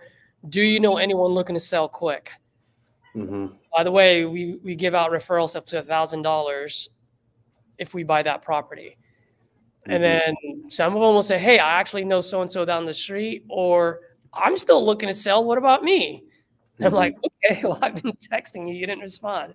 But yeah, just play around with it. I do the same thing kind of with the with sellers when they first come in. I'll hit them immediately. Obviously, like I have Simply, so I have speed to lead set up on there. So when that lead gets either auto purchase from like property leads or whatever, it will automatically just pop in, call me. If they don't answer, it automatically puts them on a drip campaign, fires off text message, and then a ringless voicemail on top of that. And then probably about 10 minutes later, an email just saying, hey, how's it going? And then another couple of text messages going out. It's kind of like the first day. I kind of hammer them a few times the first day. I think there's like 5 or 6 text messages the first day, but it's kind of like, hey, how can I help you? What you got going on? And, you know, kind of like Caesar said there too, like, you know, I only do like 123 Main Street. I don't do the whole address, and kind of keep it short and simple and whatnot. So, and then it's just an auto drip until they kind of respond at that point. But I still manually call them, triple dial them. About the first 3 or 4 days, I'll triple dial, and then after that, I let up on the triple dial because obviously they, I don't know. Hi, please leave a message, and we'll get back to you as soon as we can. It's not like doing the triple dial stuff, but they're asking for information on us or for help, you know. So I feel like it's good to do the triple dial. Mm-hmm. More connectivity. Yeah, and I don't really text, like cold calling people, because you might as well just call them. But I also text buyers too. So, when you're on the dispo side, let's just say you dump 300 buyers in the area that you're looking for your deal. It's hard to get through 300 phone calls because they might have different numbers. And so what we incorporated, we pull a big list on Investor Lift or Investor Base, buyers in that area. We'll put them in our system. Then they'll get a text, one text every 2 minutes, like it'll be a drip. I'm like, hey, I noticed you checked out our property. Just have a deal. Oh no. But yeah, we'll do auto drips for buyers to at least say, hey, we got this deal. Let me know if you're interested. Then I catch up on the phone calls because it's easy to send out 300 texts. It's hard to make 300 calls. So you at least want to do a text blast to your buyers. What about you guys on the dispo side for auto text? Yeah, I auto text her recently. Corey, your volume's kind of low. Your volume's kind of low. Yeah. I have my mic turned down because I'm at an indoor kids park right now. My wife went out to a women's retreat with the church. Oh, cool. Let me know if it's too noisy. Can you hear me better now? A little bit better, yeah. All right. I turned up a little bit more, so let me know if you start hearing kids in the background. Okay, cool. I can hop You're on good. if I need to. Well, how's it going, Todd? What's going on, my man? Not much. I'm trying to lock up this deal in Detroit, Michigan, and I'll let you know if I get it locked up. I'll send it over your way if you want a JV on a buyer on it. To an automatic voice message system. Okay. Sorry, the mailbox It's one belonging of those leads that RJ gave us when we signed up, and so I'm trying to get them locked in. Do you want to text me the address or anything? I could Yeah. give Yeah, you I'll do some, that right or now. you could put it in the private chat or something. Yeah, let me pull it up right now. Because Michigan, or that's not my market. I just do North Carolina, but try and take it down at least. Heck yeah. Let me just in the chat here. Hey, Todd, I think it's on Avanglen. What street? Wait, actually, that might be a Toledo street. Never mind. Yeah, that's not. It's on. Oh yeah, I like that little run, that area. It looks like a nice house on Google Street. Yeah. Yeah, let me know your thoughts on that one. I haven't will. looked it up yet. He wants no one else knows the address. He wants $40K for it. I've been trying to get him down lower, just because it needs to. He says the boiler just went out, and they said overall the house is in good shape. Just the boiler just went out. He's moving out to another house. Is it vacant or does he live there and he's moving? Yeah, it's just about vacant. He lives there currently. Yeah. It's probably where I would sell a house like that for like 50 grand, 45 to 50. So I'm going to pull some comps right now. Okay. Yeah, I kind of was trying to pull some on my end too, but again, that's not my market, not my area. So I'm like, found some, but it's just totally different than North Carolina market. Dude, while you guys are doing that, since we do have a couple of viewers, if you guys are doing deals out in Detroit, Toledo, East Coast, where it gets really cold, if you're new and you don't already know, it's a good time to say, especially if it's vacant, pipe starts bursting. It's like, do you want to sell now or do you want to wait until you have a pipes bursted out and then now our offer is $10,000 less? So just another way to create that sense of urgency. I just saw the comment by Nikki saying my volume was low, but you obviously told me that, Brandon, so I appreciate that. Sorry. Is it much better now? No, that's fine. Sometimes you just got to roll with the punches here. Yep. I had it turned down last time because when I was at Panera Bread, you guys can hear the music in the background. And so now I got all these kids running around me. Sorry, guys. Oh, you're good. So Caesar and Brandon. I know Caesar's nationwide. Brandon, you're nationwide too? Yes, nationwide. Okay. Did you guys start out nationwide, or did you guys just recently go nationwide, or? Yeah, nationwide. Started, pretty much with sub 2. Did nationwide because it's hard to do deals here in California. So it's like, we did like Texas markets, Florida markets, North Carolina markets, South Carolina markets, right? So that's kind of nationwide. Yep, that's yours. Yep. Awesome. I know I'm trying to debate if I want to, because I just been in North Carolina market. I mean, I always say North Carolina market, but I did North Carolina. I dabbled a little bit in South Carolina, and then I've also done a handful of deals in Georgia, but North Carolina has been like probably 95% of my deals. I used to live there. Yeah, if you got, I wish I could have a market. So, you have deals, you already have buyers, you already have credible buyers. Like, it just makes it easier. I know Todd's doing his local market. Tyler's doing his local market. I wish I had a local market to do, but San Diego, they don't need wholesalers. They just list it for sale by owner. They'll get the price. Yeah. So for me, it'd be nice to, like, if we're going market specific, maybe we pull data just in Florida and just focus on Florida, but do nationwide PPL, but maybe list pulling in Florida. Please leave your message for 616304. Mute.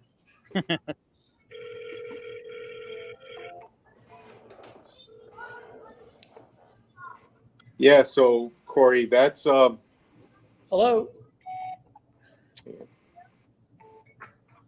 Darn it. Go ahead, Todd. okay. That's there's a property in the neighborhood at 120 listed, but it's $100,000, anywhere from 75 to 100,000. That's what I was seeing too. Yeah, maybe it I would saw a few be. like 85. I think I would be able to sell it, like I said, between 45 and 50, depending on the condition. 50. Yeah. It's a big house too, so I like that. I don't like the boiler, but it is what it is. Okay. He does not. Right. From public records, it shows he lives in a different house on a street called Bliss. Okay. So you could always ask him about, eventually after he signs the contract, you could say, what about this house? Maybe he wants to sell that one too. Yeah. Let me where'd he go here? Let me see if I can. I'll call him right now. I know he usually works for him. He always gets home at like 7 o'clock at night. Oh wait, I can't call him.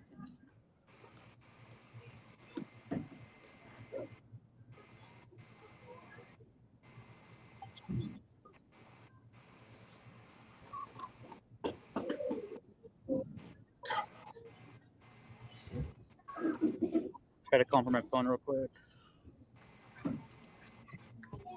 Oh, we had a comment in the Facebook. Patrick Gainsey was a ATC air crew, and he was a Hollywood Marine as well. Sweet dude. Nice. What year? What year were you in, Brandon? I joined, I think it was 2010. Yeah, I got out 2013. I'm like, man, I'm old. I was still a good Todd. You in Brandon? What's that, Corey? What part of San Diego you in? It's not available. We're downtown San Diego now, but I grew up in Carlsbad. Okay. You ever go to Saigon Coffee? Oh no, you were telling me about that. Oh, did I tell you about that? Okay, yeah. Yeah. That's right, yeah. I gotta check it If out. you ever go there, let me know. I want you to buy me some coffee. They don't let you buy it over the phone and send it to me. I tried to call them up a few different times. I'm like, I'll pay extra. I'll pay double. I'll even pay the shipping. Right? Such Probably a got a cartel running it or something like that. Have an Uber driver pick it up for you. Right? Hi, Francisco. Okay, thank you. These numbers are just horrible. They're just trash. But I'm being positive because I hate blaming things. Mm-hmm. So, I guess a question for Caesar and Brandon here. With you guys being nationwide, again, I've been focused on North Carolina market just because it's been my bread and butter. I did cold calling, texting, the entire market, and now obviously I'm into the PPL model. I've been doing it there as well since July, and been having success. But I'm like, I keep racking my brain around. Like, I have the skills to go nationwide. I can adjust and adapt. It's going to take some learning a little bit. Different markets. But I feel like with everything I have access to and the knowledge I have, I feel like I can easily go nationwide and have my lead costs go way down. But then I don't want to be crazy rural areas and like lose leads. But at the same time, I feel like Yeah. it's a win-win because I know like proper leads, 50, $60 per lead there, and then I haven't asked Speed to Lead yet how much their nationwide leads are. I think it just depends. Like, if you're already doing deals in your market, if someone gets a call, I'll Your mention call you guys. has But forwarded to an automated voice messaging system. 2 4.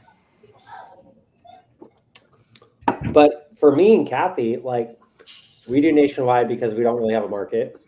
And we're only looking for a few deals a month and we're happy, right? So it just depends on how many deal flow. Like, we don't want to build a team. We kind of just want to do it, her and I. So, Please leave your message. 4 to 5 deals a month would be awesome, Yeah. But if you got a team, you got more mouths to feed, you need to do more deals, then maybe you expand. Or if it's just you and, if you have a wife too, and she's helping you out, it depends on like what you guys need to live comfortably. And like, if you're already doing deals in North Carolina, and you're successful, just keep at it. Maybe I don't know. Yeah. No, my goal, just as it sits, is basically about 4 to 6 deals, closed deals per month, and then eventually I do want to expand. I want a full-blown team and being able to expand at that point. And then we'll probably expand it for sure. Oh, that Robert guy's calling back. Nice. But of course, it's on my computer. My phone's not ringing to me. All right, I'll give him a call back. Yeah, 1 second. Just 1 second.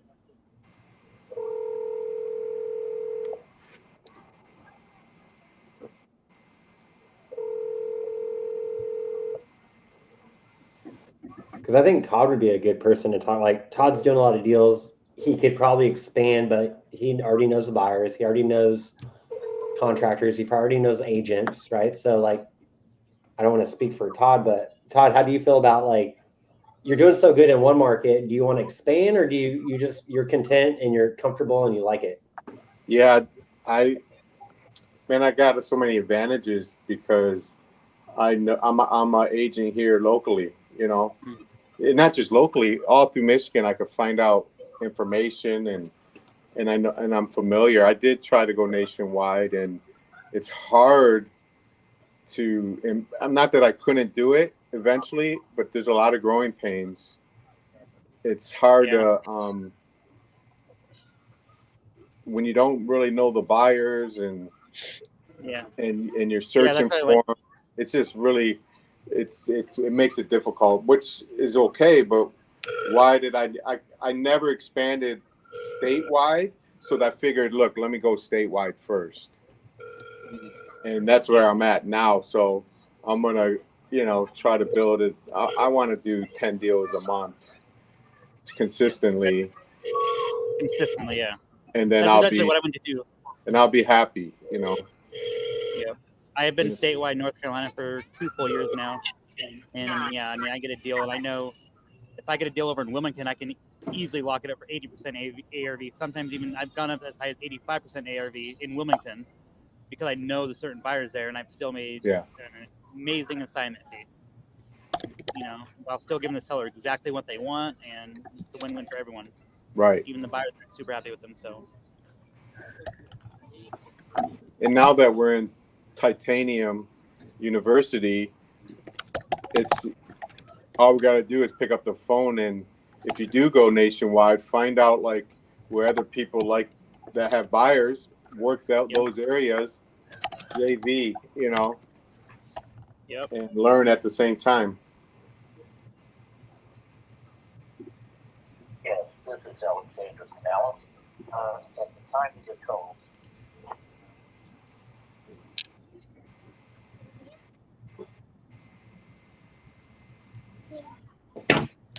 Come on. Let me get one good phone number, please. The person you called has a voicemail box that has not been set up yet. Goodbye. Goodbye. Of course, the seller didn't answer.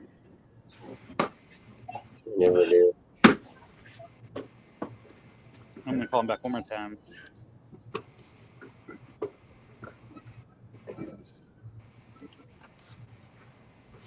Hey. Tell Rover the sound is ready.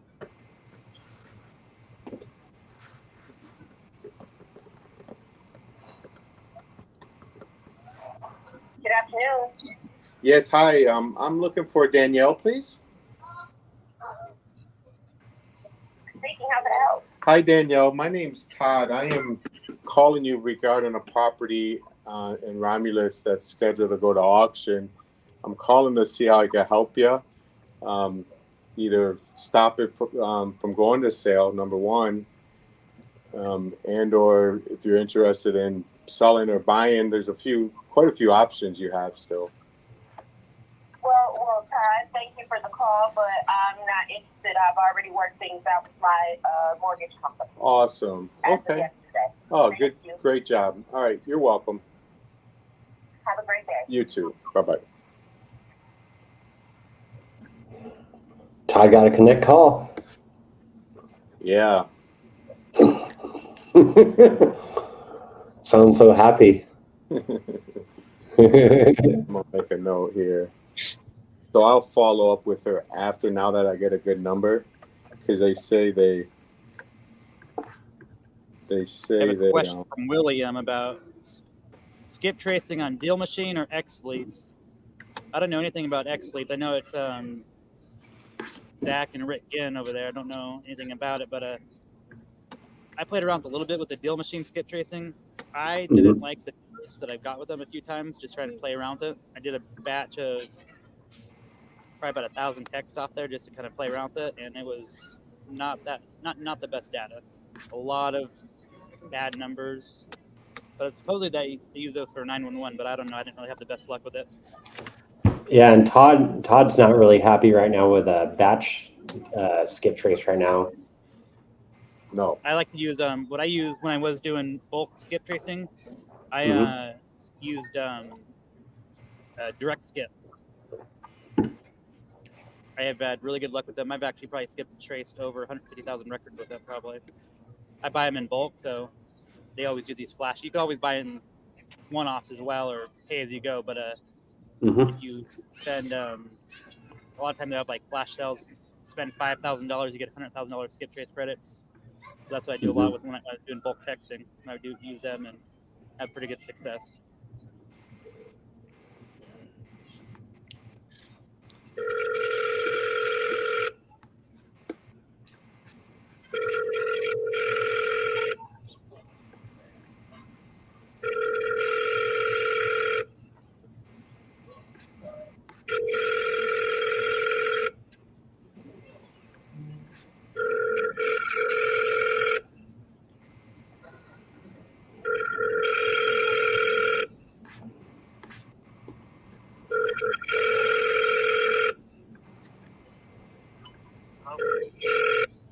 Hi, this is Eric. Hey, Eric, my name was Corey. I got your information about your property looking to sell over there in Fayetteville. Are you still looking to sell that one? Yeah.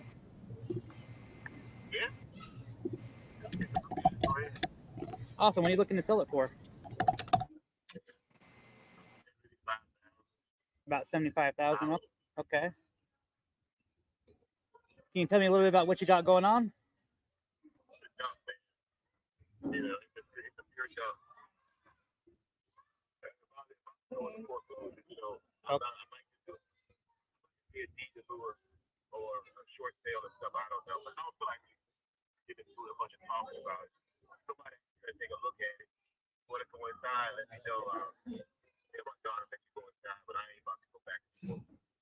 Yeah, no, I hear you there. So, have you already got served the papers for the foreclosure yet?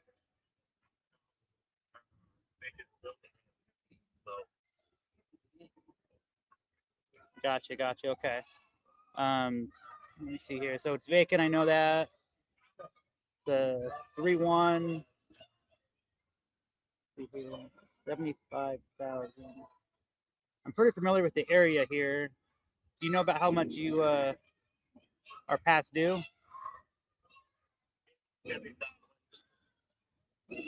Okay, gotcha. Sorry for all the kids in the background. You can hear those.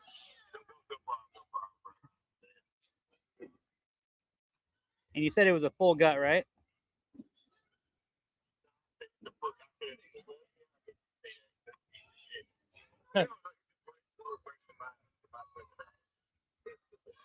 My dog has been living there for the last 10 years. And she is 13 seconds. And I don't want to put no money into it.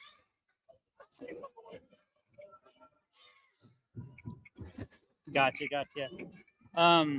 All right. Yeah, no, I'm pretty familiar with that area for sure. Let me check out one more thing here on here. When did your daughter move out of that property? Okay, she still lives there. Okay.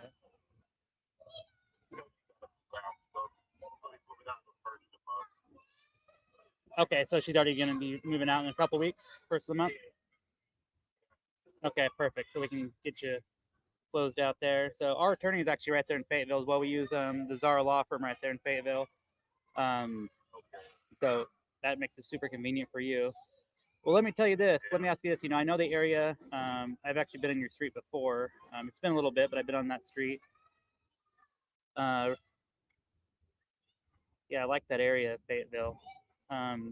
If I was to come in, you know, all cash, and I can pay all the closing costs with the attorneys, the title, everything for you, there's no realtor fees. What would be the best price you can do for me, and we can get you all wrapped up on this real quick and save you from foreclosure? I can tell you what 75,000 for that. You tell me, you know, it's your turn. Like you said, I know how this works. If you want it, I mean, I'm at the point right now where I'll give it that and not get stuck out of it. So if you want to try to figure out how to get stuff out of it, then you'll figure it out. It's not worried about it. I know it's how to take these back to real estate. So I'm not tripping. You know, if you want to try to figure out a way to get it, figure out a way to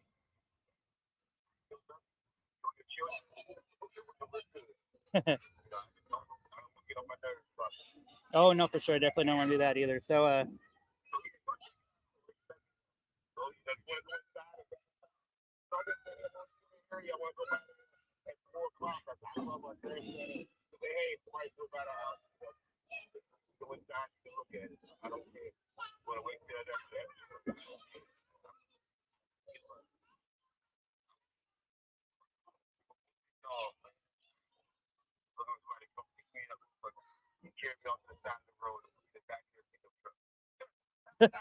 jeez. I hear you there. So yeah, so I see here, it looks like here that at least on public record, that shows that you're roughly about 45,000 past due. Obviously, there's probably some fees on top of that with the foreclosure and everything like that. So it's probably a little bit closer to the 50,000 mark for total due. Did that sound about right? Are you aware of anything like that for the total balance?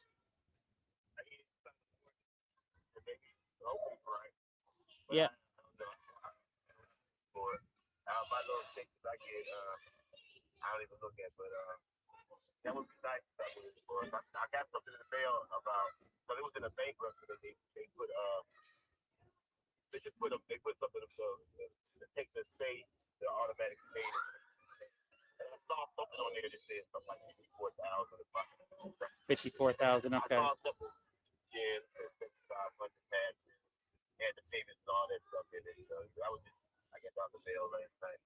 So I mean, I don't know. But Gotcha. Yeah.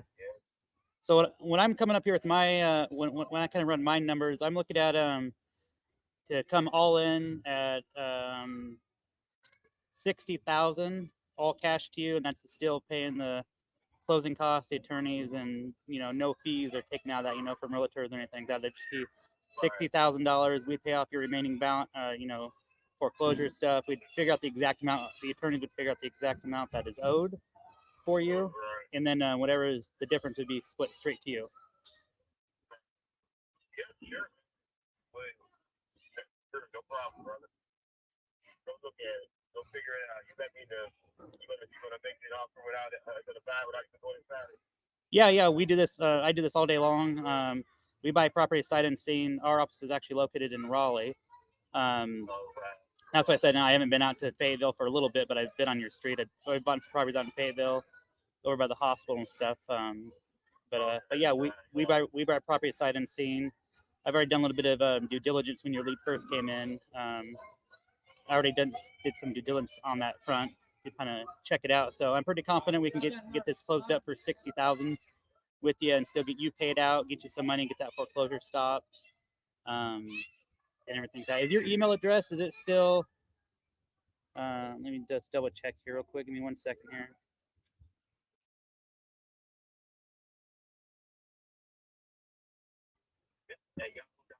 Yep. Okay, perfect. Well, what I'll do is I'll send you over that contract. It's just for e-signature, and then give me about 15 minutes, and then we can. I'll send you a text when I send it over to you, and then we can go over it real quick, and then we get this wrapped up, and I can send it over to Raquel at the Zara Law Firm right there, and we can get this wrapped up for you. Do you have any questions for me at all?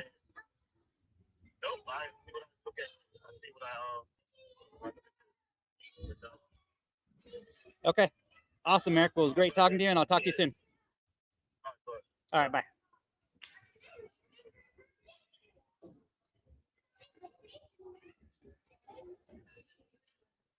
Nice, dude. I got myself talking fast again. At first you were talking fast. I was going to say slow down, but I think you caught yourself. I did catch myself. Because you started like, brrr, I was like, slow down, but then I think you caught yourself. But that was a good call, man. I've been trying to get hold of that guy for a while. So I've already had it comped and stuff already. I know RJ says don't pre-comp, but I already had the lead, and it was a speed to lead one, so I already had it. I mean, already had it ready to roll. So I kind of wanted to be at 65, but I mean at 55, but I still feel I can move it. I'm gonna turn my mic. I don't know why I couldn't get my phone up louder. It was on full. I wonder if I should put it near my AirPod next time. Maybe. I was having a hard time hearing the seller as well. That's why I was trying to kind of go like that so I can hear what he was saying. But yeah, it's hard sometimes with like the lives and trying to hear everything. And I'm in a loud area on top of that. We heard a little bit, but I think you did good. Like he's trying to stop a foreclosure. Was that it? Yeah, he's in pre-foreclosure right now.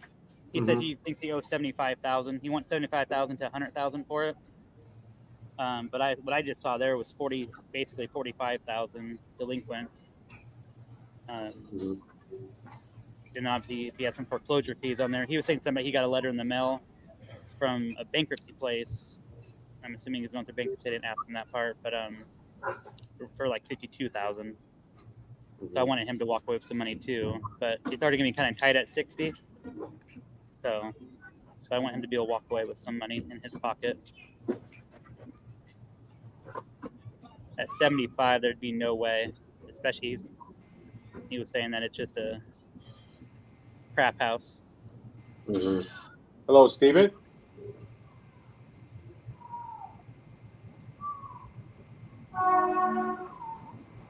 Hello, Steven.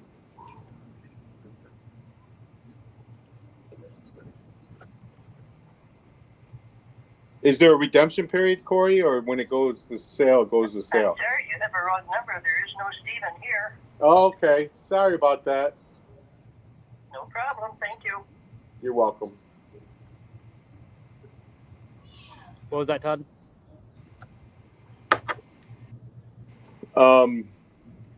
Is there a redemption period once it goes to auction, or they lose it? This one hasn't gone to auction yet. He hasn't even got the notice for it. He's just in pre-foreclosure. But I'm saying, okay, so let's say it goes to auction. Does he lose it that day, or does he have a redemption, a period after the auction to redeem it? He has 10 days to redeem it. It's 10 days? Yeah.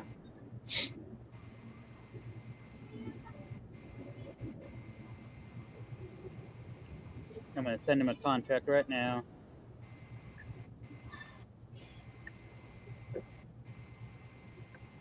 We got 13 people live. Awesome. Make sure you guys like, comment, subscribe. If you guys are new to wholesaling, drop some questions in the chat. We'd love to know what you guys are working on, PPL, cold calling. Are you doing cash? Are you doing sub 2? Like, just drop some feedback in the chat. We'd love to help. Let us know how we're doing on our calls, what you guys want to see more from these lives. But yeah, thanks you guys for showing up. Like, comment, subscribe. Great call, Corey. Let's keep going.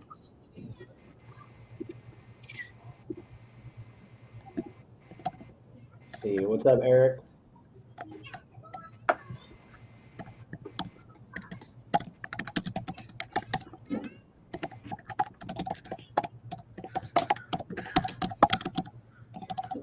Hey, Eric. Your company name is Best Offer, which is cool. I used to have a company with my old partner called Best Invest, LLC. That's good.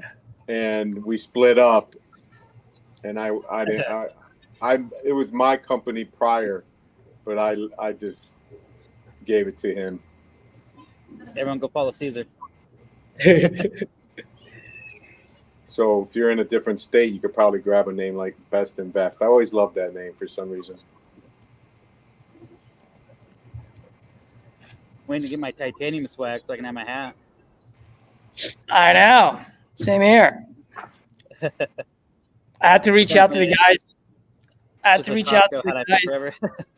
Yeah, I had to reach out to the guys because Austin is they sent them one. I'm like, dude, but there's Tom and I.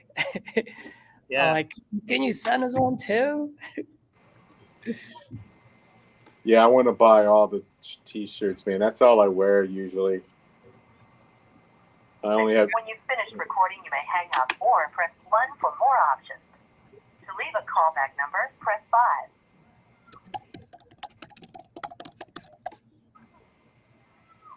5. Yeah, make sure you guys follow Caesar. I just dropped it in the chat. REI Caesar. Yeah, you guys want to know the best LLC name? The person you're trying to reach is not available. At the tone, please record. Which I'm going to do for my next one, unless someone does it before I do. Once LLC, ONCE. Once, because Johnny Rockefeller said it. And that's what LLC is about. Own nothing, control everything. True. You don't want to own anything because then people could take your shit. Yeah. I totally forgot when I was on that call. My 4-year-old came over and she spilled her mac and cheese all over the floor. Hey, Red. I totally just forgot about that. I'll be right back in a second. I was sick and my car took a shit on the interstate. Oh, no. Trying to get home to get it fixed on or whatever. Oh, man. I'm so sorry. That's what I figured. I was like, hey, Rex and Jen are usually pretty good at responding back to me. So my last text, I just wanted to make sure you guys were okay, man. I figured something happened. Yeah, it's just a lot of shit's going on right now. We have no money in the bank, so we can't do shit. Like I said, part for the car is like $400 some. She's got court Monday, and I'm hoping she can make it there. But like I said, it's a hard day's work. Yeah, no, I completely understand. Well, hopefully I can share some good news with you guys, or at least you'll take my news as good news. So we'll see how that goes. Do you have a second? Is Jen there as well, or are we good to talk? No, she's in the other room. She's sick. Oh, she's sick. Okay. So we'll go ahead and chat. So just wanted to give you some feedback. As you know, we've been working on really finding a local investor to partner with us on this deal. And I believe we sent 2 people out there, right? To go take a look at the place, if I remember correctly. Great. So both of them actually made an offer, but there were a few things that they informed us that we have to do. So I just want to share with you the feedback that I got from them. Obviously the roof, they said there's like a big tree that fell in the back that we got to fix, we got to take care of, right? So you already know that. I'm supposed to remove that this week anyway. So. Okay. Yeah. And then obviously we got to fix a little bit of the interior, get that. Our exit strategy is to be able to flip it and put it on the market. So we're definitely going to fix the interior. What the biggest thing, and I know you know this already, it's pretty rural out there.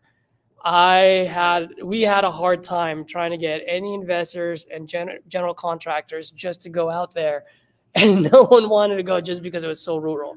So that being said, when we do fix this and flip it, we're already estimating for it to be on the market for 6 months or longer just because of the area, right? And that's something that I just have no control over. None of us do. So one guy came in really low, so I didn't even want to bother you. Told him to kick rocks, right? But the other guy also came in pretty low, but I was able to get him to come up. And so the best offer that we have right now is 115 at the absolute top best. Now, the good news is we can close on this on the 4th. We're ready to rock and roll and get you guys some money in your bank account and get you guys moving to Kentucky. I paid too much for this house to go that low. I put a roof on and I was 209. Yeah. No, I understand. I know we were at what, 135, right, on this? 155. Well, when Jen and I spoke, it was 135 because there were a lot of, there's some repair costs that we got to do. And so I try to get us to as close as possible to 135. This guy that came in at 115, he actually came in at 95, and I was able to have him come up and just right in the middle. So he came in at 95, told him to meet me in the middle like peanut butter and jelly. So he came up to 115. I know you guys are at 135. If you guys can meet me in the middle like peanut butter and jelly, then we can get this taken care of for you. Well, when she gets up here later on, I'll have her give you a call, whatever. Okay, have her give me a call, and then we can discuss, and then I can explain everything. And then, like I said, if you guys are good with that, we can close on this on the 4th, which is 2 Fridays from today, and we're good to go. No more visits, no more walkthroughs, none of that. I'm sorry? I have to see what's going on between here and there, so, Yeah, for sure. I have a lot of hard sellers right now, so. No, I understand, man. I know you guys got a lot of things going on right now. And so, we're here as an option for you. We can definitely be a solution. So talk it through with Jen and then have Jen give me a call when she's up. Okay, I'll do it. All right. Thanks, Rex. Appreciate it. Bye. Meet me in the middle like peanut butter and jelly. You know it. I love it. That's funny. Got him thinking for a second there. Peanut butter jelly time. Actually, it makes it just sound like, no big deal. This is no big deal, man. Yeah. We're only talking money. Come on. Yeah. There is one thing that I did wrong in this particular deal, which I usually don't do, but I ended up doing it in this one. And I'm just sharing since other people are watching, is I'm usually pretty good at reaching out to the sellers every 2 to 3 days, giving them updates, giving them metrics on how many people we talk to, so forth and so forth. Everyone's a little different, but I always like to just keep that communication consistent. And the reason why I do it is, one, to build trust, right? I'm pretty sure Brandon and Ty can agree to that. But also when I do give feedback. Sorry. No worries. I also let them know like where other people are coming in, and I'm not asking them for a price drop, but I'm just giving them feedback on what the market is saying, how much their place is worth, And so when they hear that, they're open to it because I'm not asking for that price drop, right? Not yet, right? Not yet, but I'm like, hey, Todd, I'm still working to get these guys to get close to your number. So I'm not asking for a price drop, but I just want to let you know what the market is saying. Right. So let me work my magic. I'll get back to you in 2 to 3 days. We'll see where we can go from there. And now they know I'm working hard on their behalf to get close to their number. And so it does two things. One, they know you're on their side. And two, you're conditioning the mind that, hey, there's a high chance that we have to drop it. Sure. No, that I would say that's a weak spot in mine is following up after I do it, but I would like to do it. You said 2 or 3 times a week. I would be more like once a week. I would be pretty satisfied if I could get that Yeah. down. Yeah, I'm doing the same as well, where like I'll sign a contract, but then I don't call them for a few days. I'm like, shit, like I need to do better. But I do have I do introduce my transaction coordinator. Yep. And she reaches out to him. I said, look, I have a transaction coordinator. Her name's Jess. Very, very nice. And she'll be, calling you, emailing you, texting you, and she'll be working with the title company. And her job is to get everything together. So when we're ready to close, and so at least they're going to hear from her for sure, because she's on top of it, right? And then, but I like how you said that, and when I need to do a price drop, personally, I go into, like, man, I cannot believe what's going on, because of COVID and everything, and the interest rates are so high. I think a lot of investors are just scared right now, type of deal, Yep. No, that's a good one, actually. I haven't used that, but I'm going to start using that. I'm terrible at following up with my sellers. I need to do better. Same. And by the way, the reason why I do 2 to 3 times a week, guys, because I only do 14-day closes. And so I need that many touch-ups. Yes, I was looking for Tamika Jennings. Hi, Tamika. My name's Todd. I am calling you regarding the property on Thomas Drive. Oh. Yeah, I see it's scheduled. I'm sorry, I couldn't hear you. I see it's scheduled to go to auction, and I was calling to see if I could help you in any way. So it's no longer going to be going to auction. Awesome. I'll make that note. I appreciate it. Thank you. Thank you. You're welcome.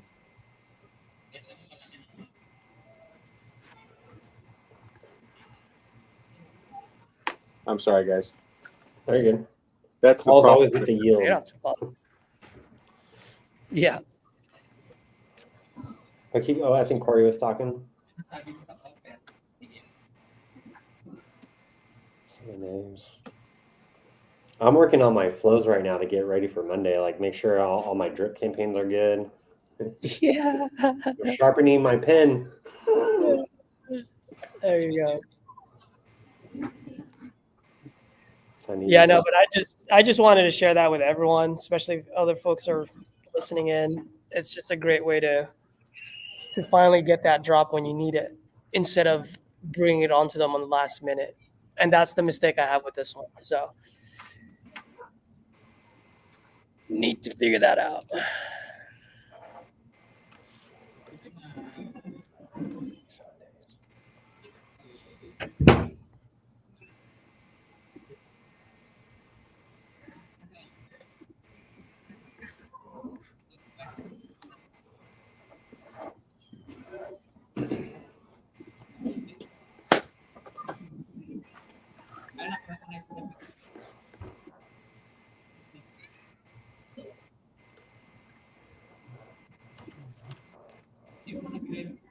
Hello?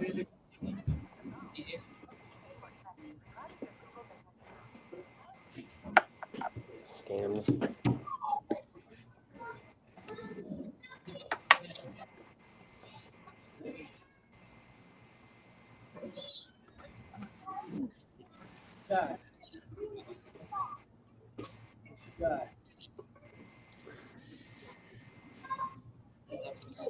That would be nice if Jen wakes up and is like, let's just go.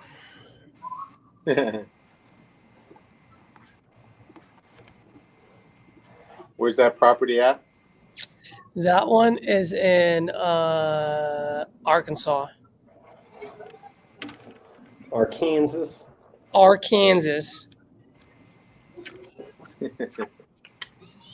But yeah, the number one reason for the drop is it's so rural out there. Like, if you look at comps, like, I had to go 10 miles out the last 18 months just to get any type of comps.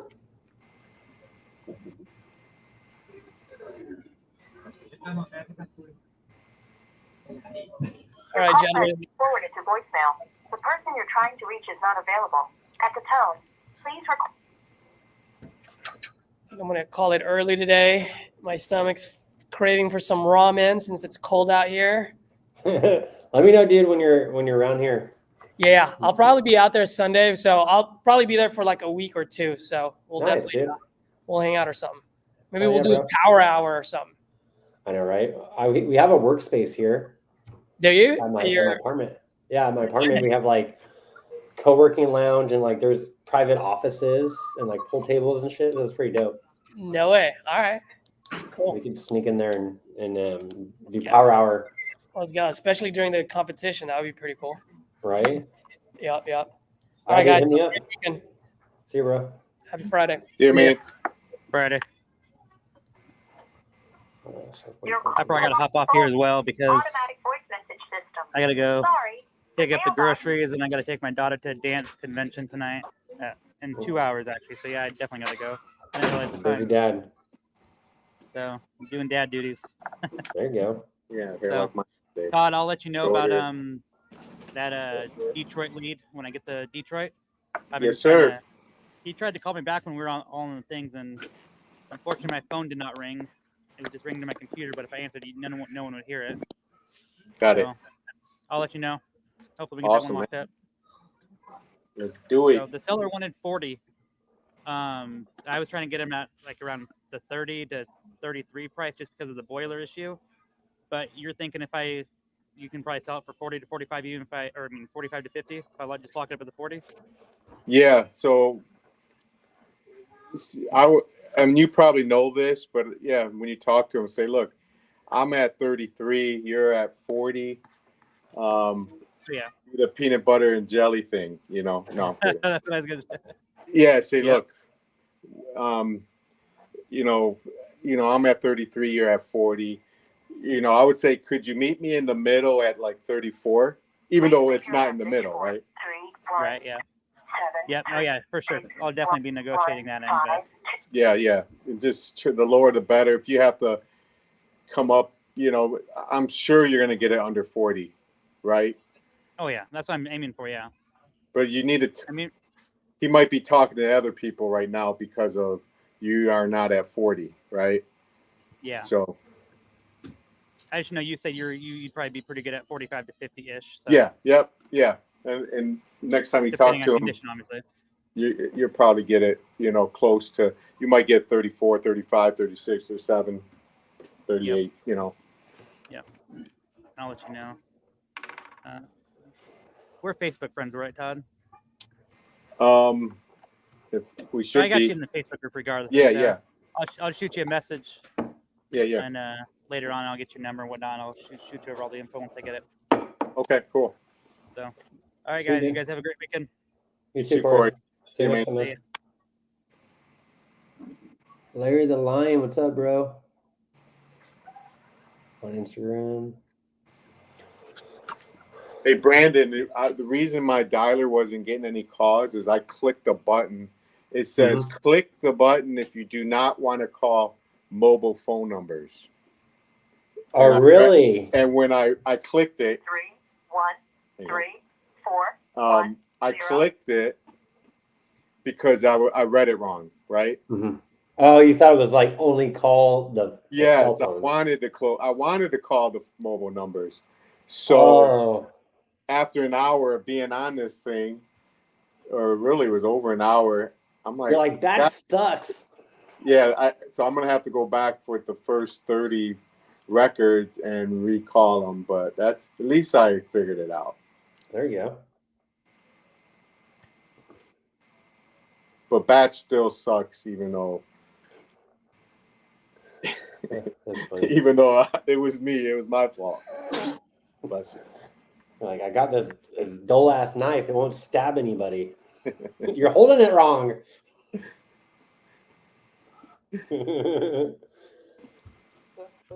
So I have like this long 3-month follow-up where like it has an auto drip. And I just said, fuck it, let me just send all of them now.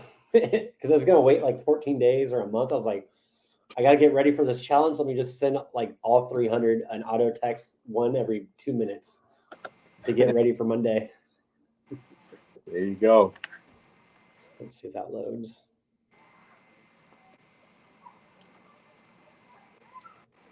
Okay, so that's all in a drip.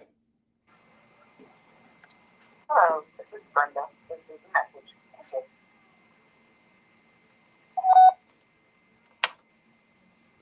Come on, Brenda.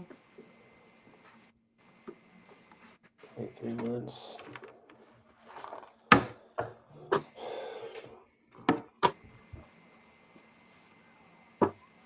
I already got some replies from this auto text. Not yet. Haven't sold it. Nice. I want to make sure this goes out. I'm gonna send you something. Like money. $10? Yeah. I'm gonna buy you a cup of water for $10 in There you California. go. Water price. We only drink recycled water here. Oh my God, we're driving back home. I think we went to the beach yesterday, but there's no surf. But we're driving home on the 163. It's like the freeway to get downtown, right? Mm-hmm. And this fucking lady runs across the freeway. Then she's like in the middle of the divider. I go right past her, and she just like jumps over the divider and just stop. Like I'm like, these crackheads are running the whole city. What's your email? Homeloanbuyer@gmail. I'll put it in the chat. Okay. Your call has been forwarded to voicemail. The person you're trying to reach is not available. At the tone, please record your message. When I was in the Philippines in 1991, I got a tattoo on my leg. It was a Maui. All calls are monitored and recorded for quality assurance purposes using third-party services, and we comply with all requests to opt out of our call. Visit our privacy policy for our data practices. What the heck? I got a tattoo of a Maui shark on a surfboard. I was drunk, and I never surfed a day in my life. Let me see.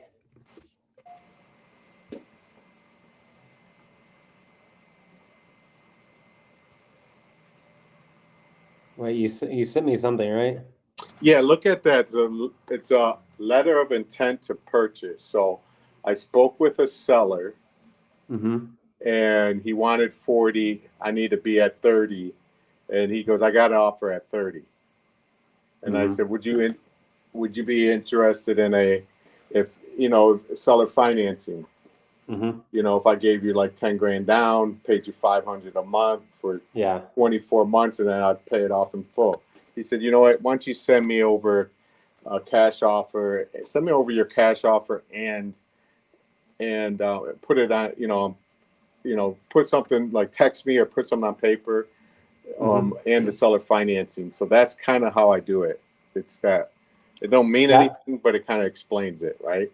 Yeah, I used to do this too, like when I was doing the sub 2 approach, where Your call has been forwarded to an automatic voice message. I would send a LOI like, hey, this is our cash offer. Of course, it's going to be lower than the mortgage because we already know that. Then the sub 2 offer, we'd be like, we can do this and this and this. But yeah, we typically do this too, like option 1, option 2.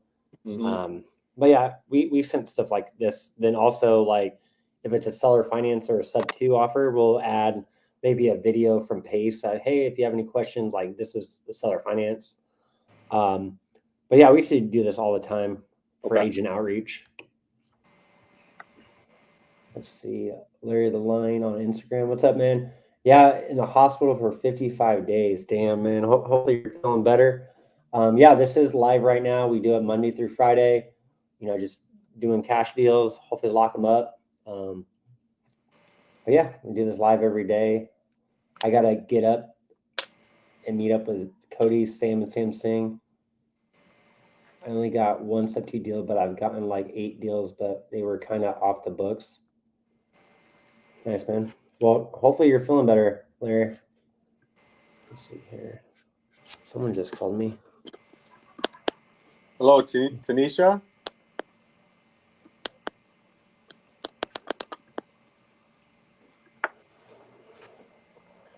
Hi, is Tanisha there?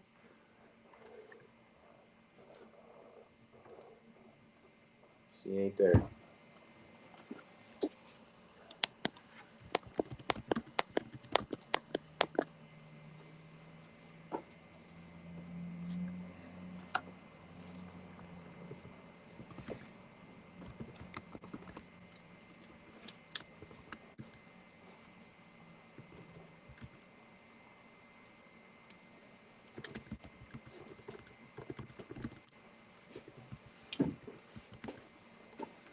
Yeah, that's crazy, Larry. You're in the hospital. I saw some of your lives. That's awesome. You're still like, doing it while you're up in the hospital. That's definitely a lot of motivation right there, man. Keep it up. Good to see you out, man. Okay, so I got the 1 month flow is good. The 14-day flow is good. 3 month flow is good. 4-day, 5-day, or 4-day, 5-hour. Okay, I gotta work on the 6 month follow up. Yeah, right now I'm just working on my flows on Go High Level to make sure, when we start the competition on Monday, I got my follow-ups for my sellers. I got my follow-ups for my buyers when we're doing dispo. The one thing that we got to add is, we got to segment the dispo number for that flow so I don't jeopardize my CRM number when talking to sellers. So I'll probably work on that over the weekend. But yeah, if you guys got questions, drop them in the chat.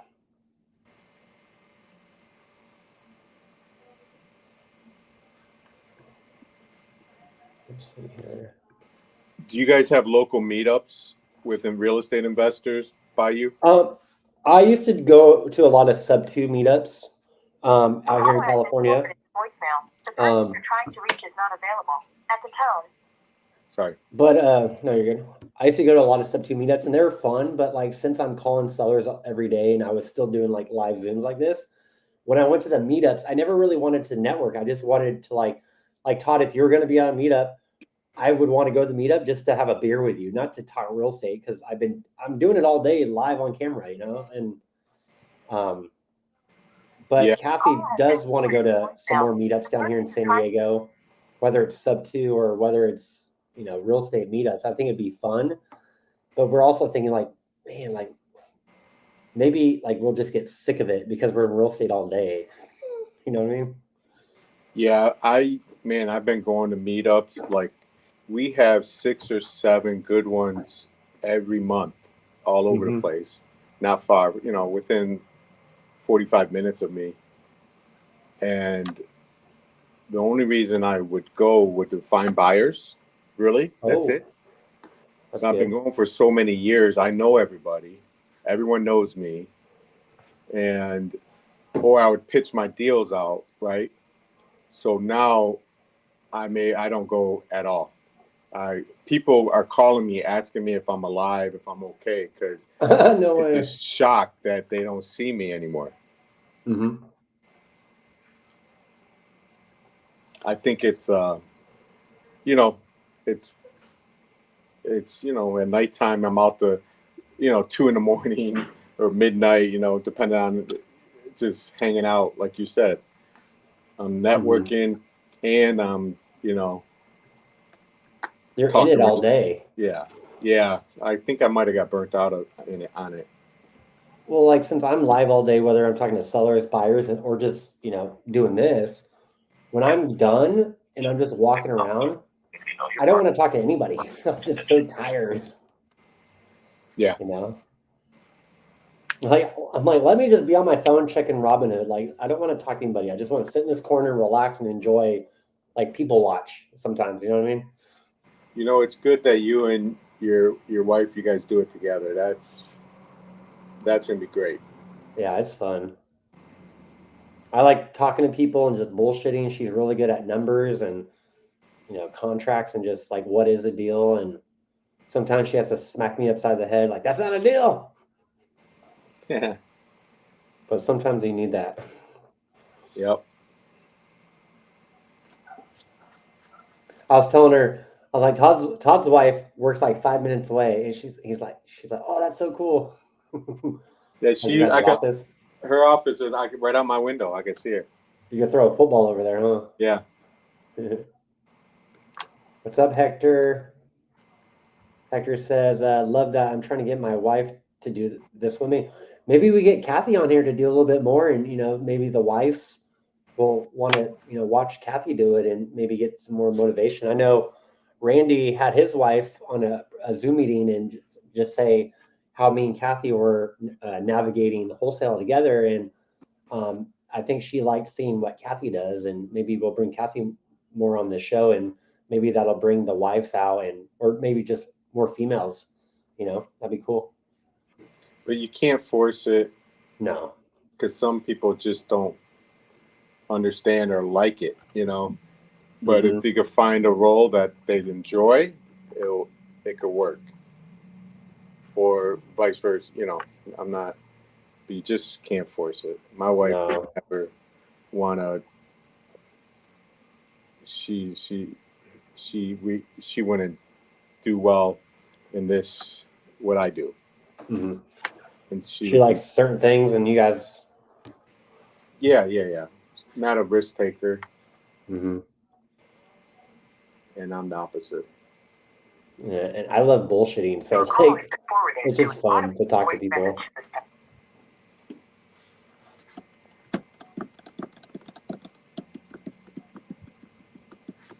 I hear Kathy talking to buyers right now. She's killing it. She's like, I'll fucking talk to buyers. I don't need you. Like, slow down, woman. Hector, have. Yeah, just. I think just you don't really need to know real estate to be like jumping on the phone. You just got to be able to have conversations with people and just listen. Then the knowledge will come after that. The real estate knowledge, the lingo. To an automatic voice message system.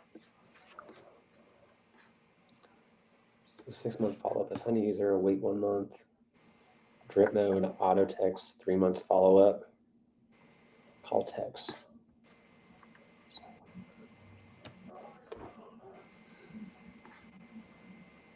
So I put an auto sign, wait 1 month. Drip mode, auto text. Buyers, Alex? Yeah, that's the 3 of them. Something I made a flyer like this. Cool. Maybe once you search the half-mile radius on the MLS and reach out to the agents in that area. Houses that look like investor type, maybe. Or even if they don't, they work the area, so they might have to just say, look, I was just, I got an off-market property, and I'm sure you build them up. I'm sure a lot of good investors, and I see you do a lot of activity. They'll feel good. They probably haven't sold a house all year.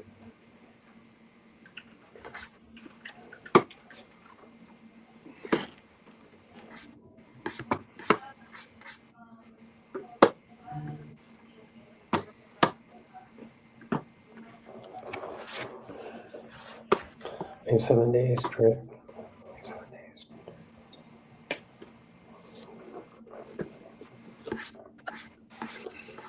I'm gonna follow up.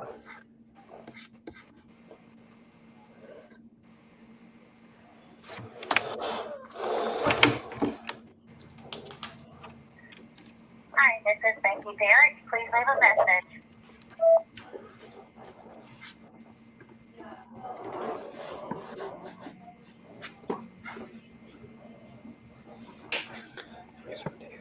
Mode. Auto text.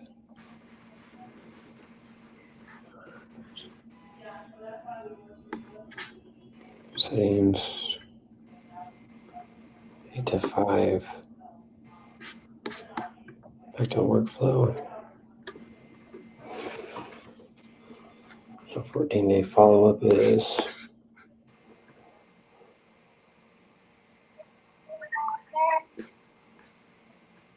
Hello? Hello?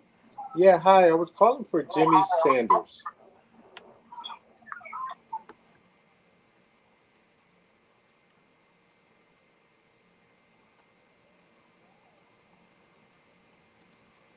She hung up on me.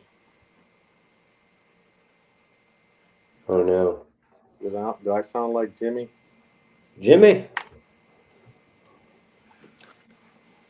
I think we'll start adding like eviction data because we only pulled a few days worth of eviction data and like all of them picked up. And it actually has their cell phone. So I think we might start adding maybe a few records a day so it can compound, of course.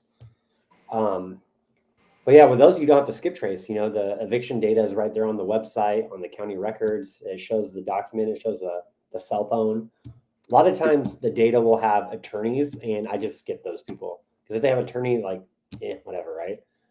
But the cool thing with evictions in like Florida, or even I know in Harris County in Texas, I think that's Houston or whatever, it has all the data right there on the record. So you don't even have to skip trace. So Right. we might add a few a day, you know. Is that eviction data for the tenant or the owner? It's the owner filing an eviction on the Okay. tenant. And when you You're go to the looking for- county, so you'll see the form they actually filled out. I'm trying to evict this person. This is a copy of the lease. This is my phone number. This is my cell phone number. Yeah. I go in there, I see that, and I just type it out, their cell phone number. So it's pretty cool. And you don't have to do any skip trace. So it's like free. Got it. 14 days, 7 days.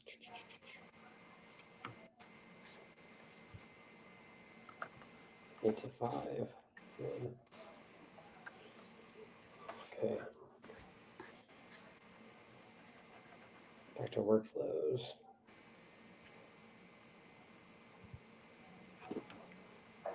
Let's see. 3-month follow-up.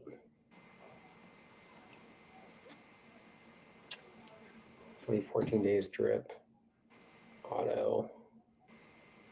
Wait 1 month.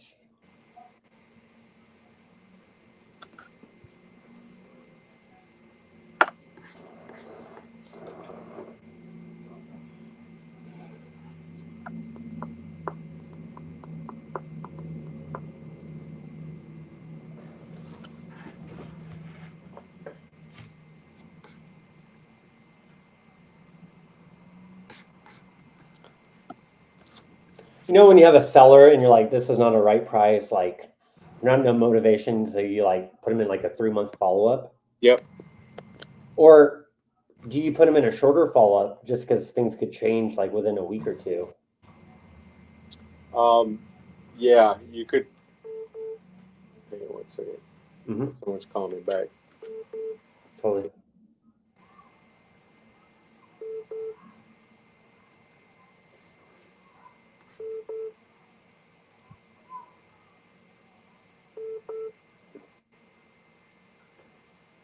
Hello, hi, this is Todd.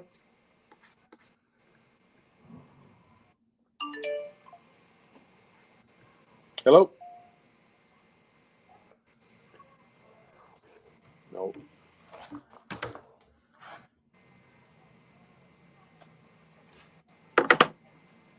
Yeah, I like putting on follow-ups instead of 4 weeks, I like doing 5 weeks or 3 weeks because they'll hit them. Because some people don't like to be contacted, or they like to be contacted in the beginning of the month, or the middle of the month, or the end of the month. So if you put them in the odd number, like 3 or 5 weeks, it's going to hit them eventually where they kind of like it, you know? I don't know if that made sense. No, I gotcha.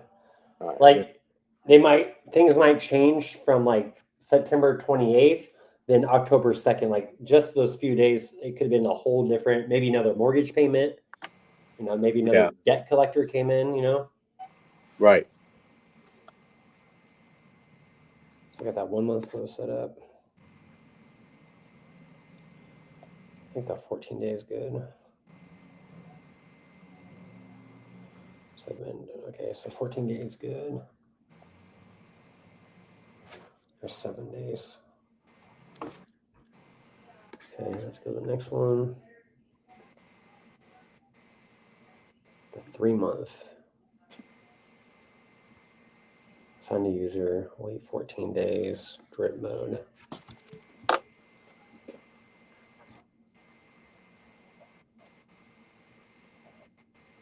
Wait 14 days, drip, auto.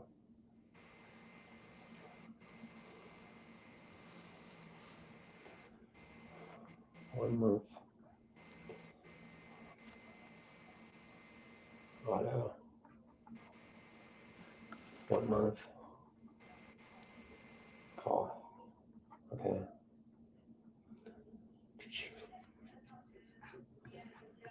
Randy, Todd, are you dropping voicemails with your calls? I don't think he's dropping voicemails. These are all cold data, I think, on the dialer. Oh, I have a voicemail already programmed in there, so I just click a button and it drops the voicemail. Oh, nice. And all it says is, hang on. Mm-hmm. Hello, is Denise there? Hello, Denise? It just says, hi, this is Todd. I'm calling you regarding your property that's scheduled to go to auction. I can help you stop it from going to auction. And there's a few other options. Give me a call back. Is blah, blah, blah. You know, something like that. Mm-hmm. Something easy. Hello, is Justin there?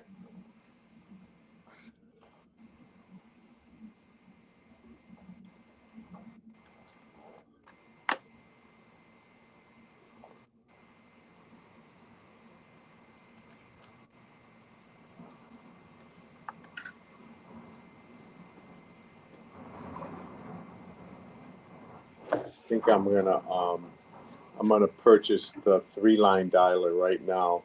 Oh, you're gonna upgrade? Yeah, this is too slow for me. Yeah. I think with batch dialer, I like batch dialer, and I was using that, and be triple line dialer. The more lines you dial, the less connect rate you'll get, but three's pretty good. Yeah, 3's not bad, is it? No, you don't want to go above that. Like, there's no point. Right. Like, you only need a few deals. Like, you don't have to go that fast. All right, how do I do it?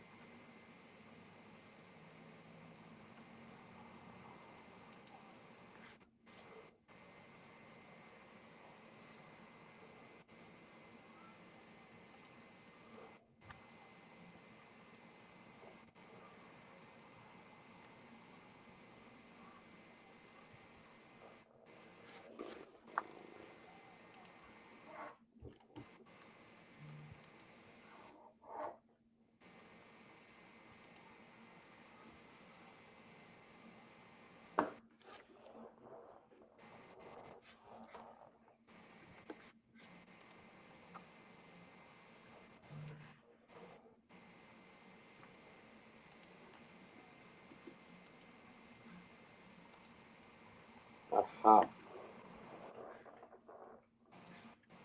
Let's go. Rapid fire.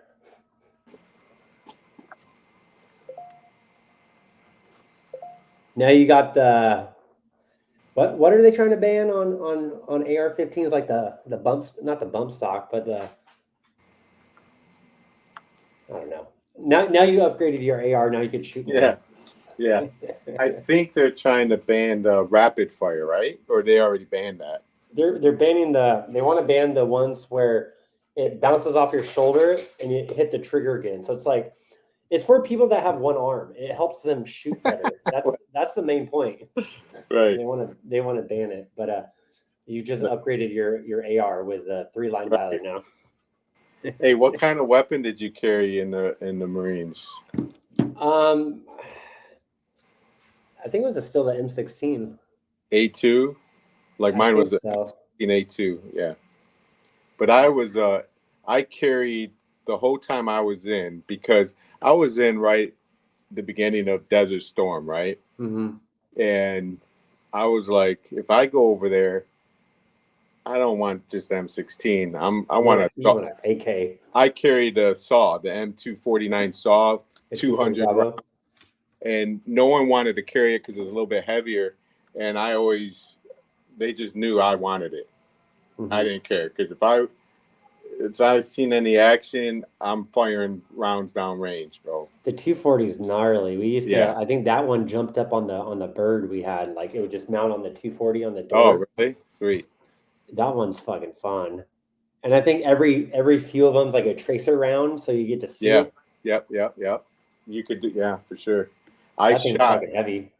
when I was in the Philippines. We were on an island doing Mhm. some live exercise at night, even in the daytime or night. But long story short, the locals that lived on the island would collect the brass.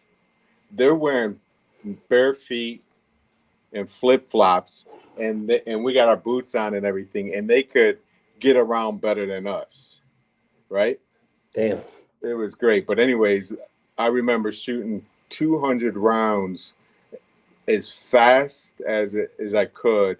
My sling hit the barrel and it went right through the sling. Oh no. Yeah, and the barrel was going like this.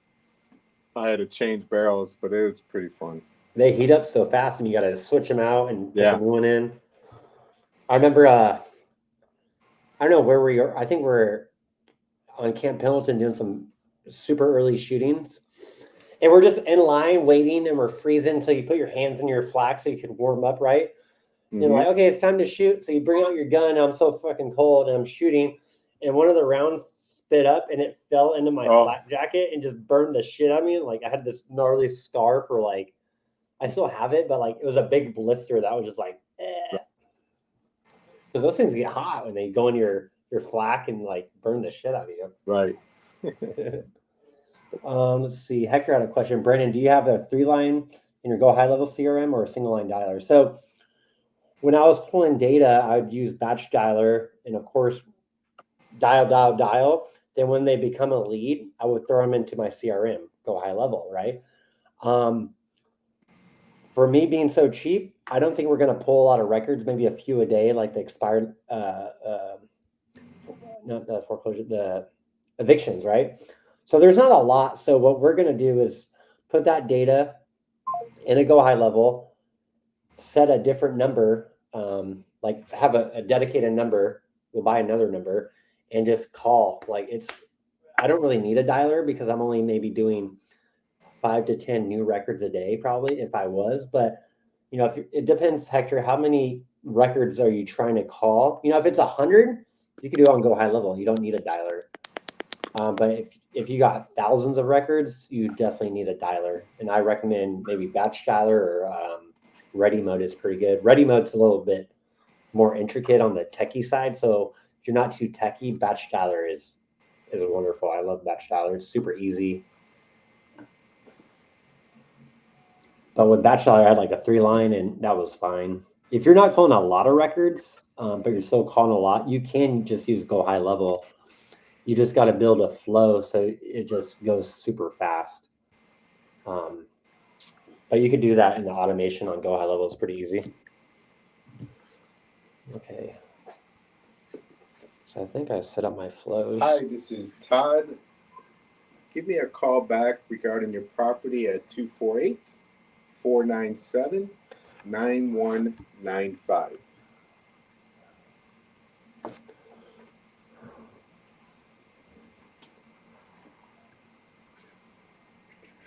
But yeah, that's a great question, Hector.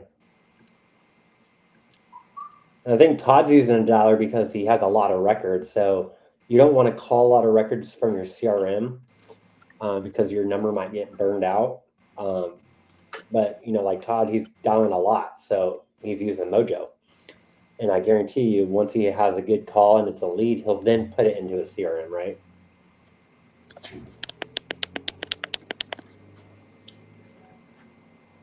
So 3-month house line, wait 14 days. You sell the property, wait 1 month.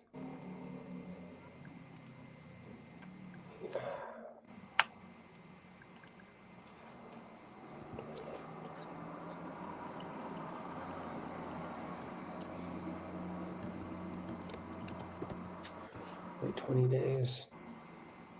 Save. But yeah, Hector, great question, man.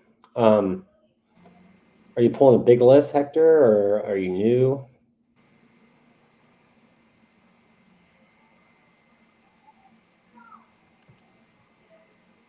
Built on Go. What CRM are you using that's built on Go high level? There's a few. Like Open Dispo is pretty good. I think it's pretty expensive, but a lot of these white label Go high levels are still good. So wait 14 days, drip mode, auto, wait 20 days. Has anything changed with the property? Please enter your PIN number. Your PIN number. You are now logged into the Mojo Dollar. Please press the start button on your screen to begin calling. What's up, Hector? What's going on, Brandon? I figured it'd be easier. Just hop on here and chat. Hold it, man. Yeah. Go for it, Yeah, man. so I have mine is Flipping Pro. Go ahead. So you had a question about like dialers and stuff. Hang on. Mm-hmm. No worries.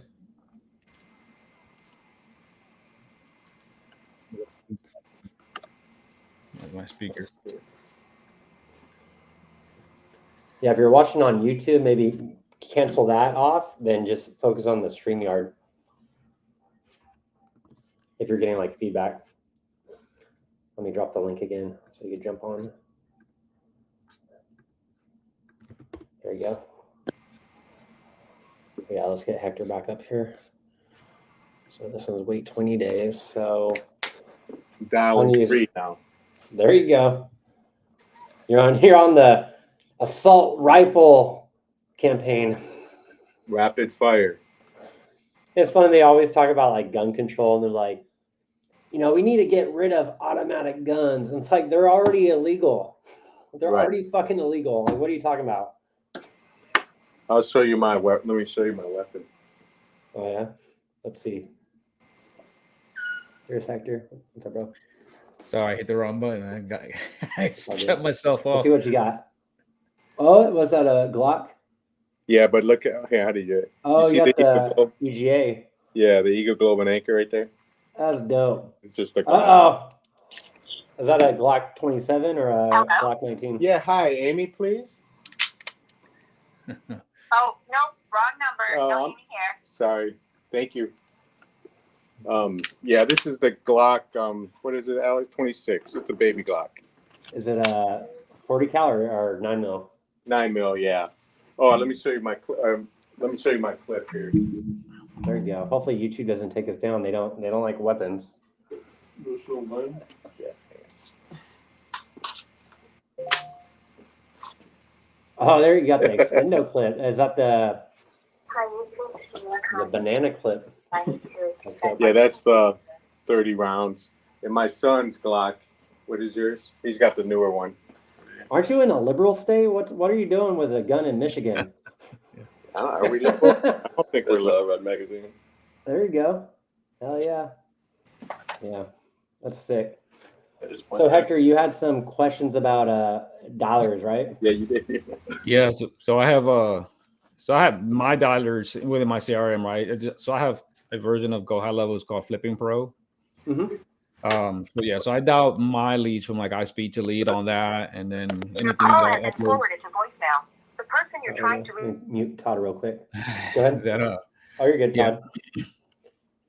So I call from there, but so I have a VA that dials like 1,000 leads from my foreclosure leads that she tries to get a hold of people on, and she's on. I have a batch dialer on just for her, so she can just dial those or any absentee list that I have.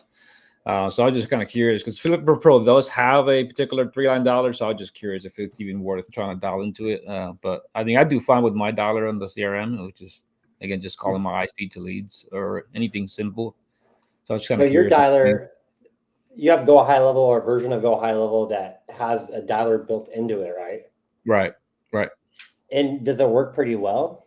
Oh yeah. I use it relatively well. It's pretty good. So I have like 5 different numbers that I'll use and I rotate from. And you segment those numbers for like outbound. Like you don't mix the numbers that people respond and they're actually leads and you're communicating. You don't mix those numbers, right?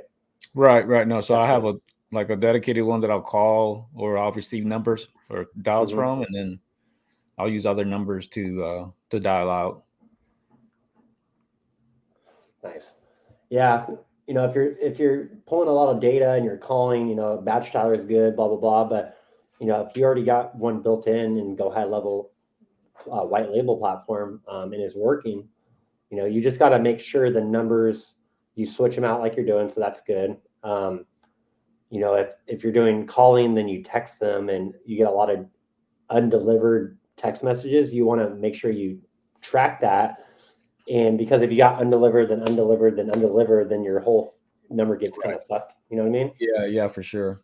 So when you're running campaigns, you just keep an eye on it. If you're doing call, then an auto text, you just want to watch out for those auto texts to make sure they're delivering. There might be some words in there that's like sale or buy or purchase. I've had that problem. Yeah, like it won't send. So you literally have to copy the whole message and reword it and then send, right?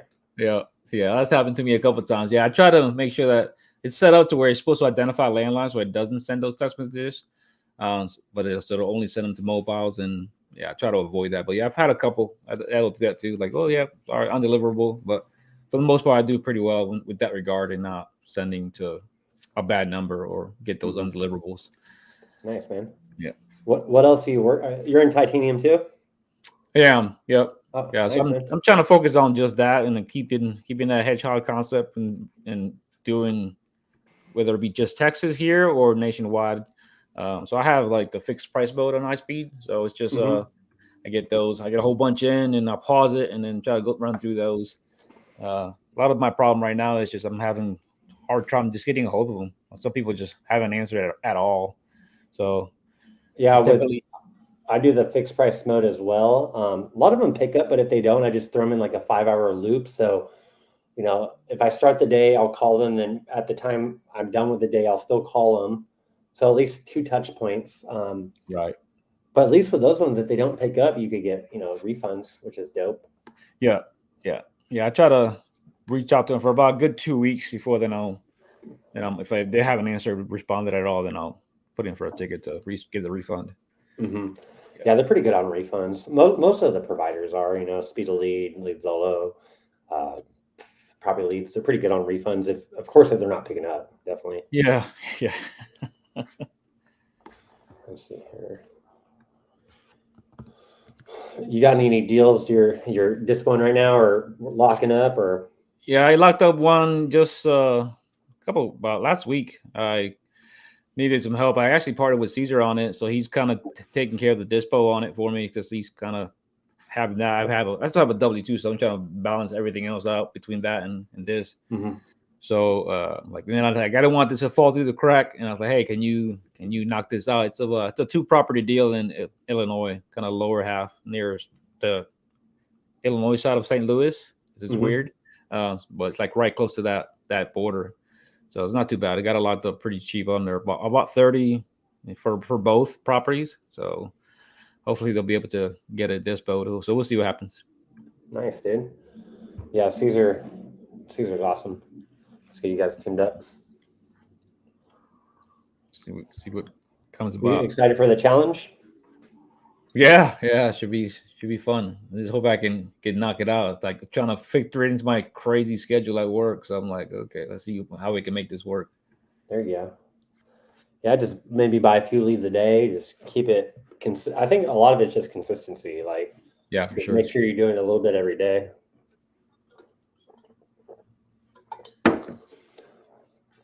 Let's see here. Did you always do cash before you got into titanium, or what got you into titanium?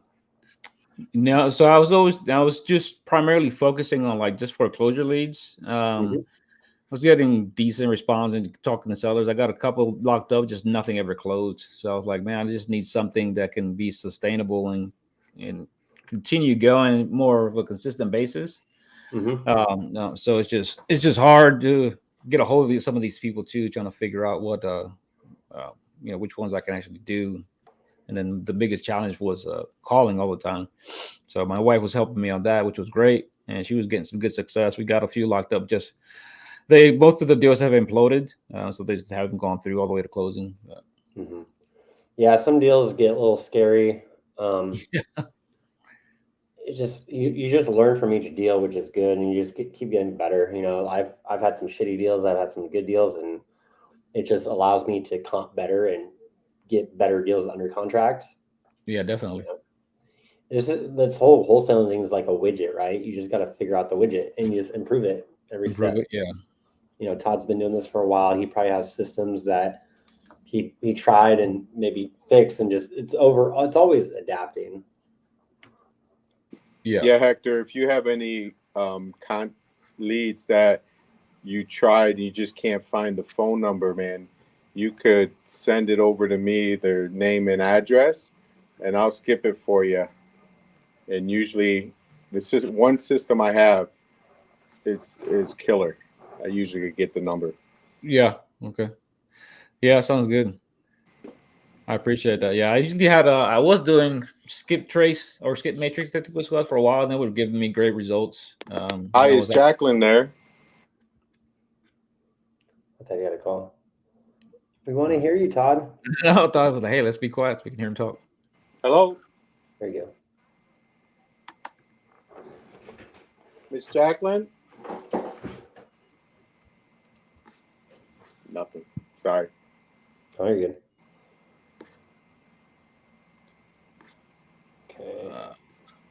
Thank you for calling House of Dank.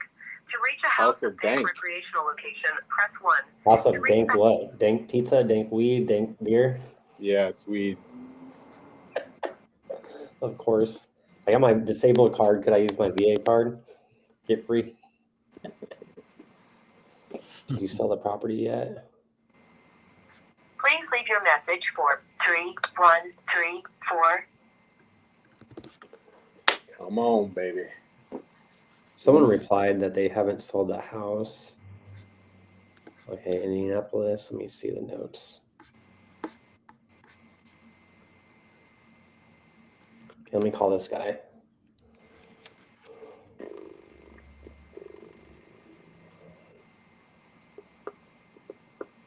Anthony. There he is.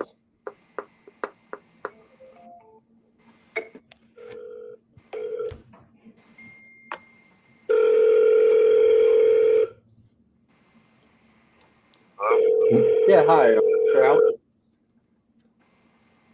have that.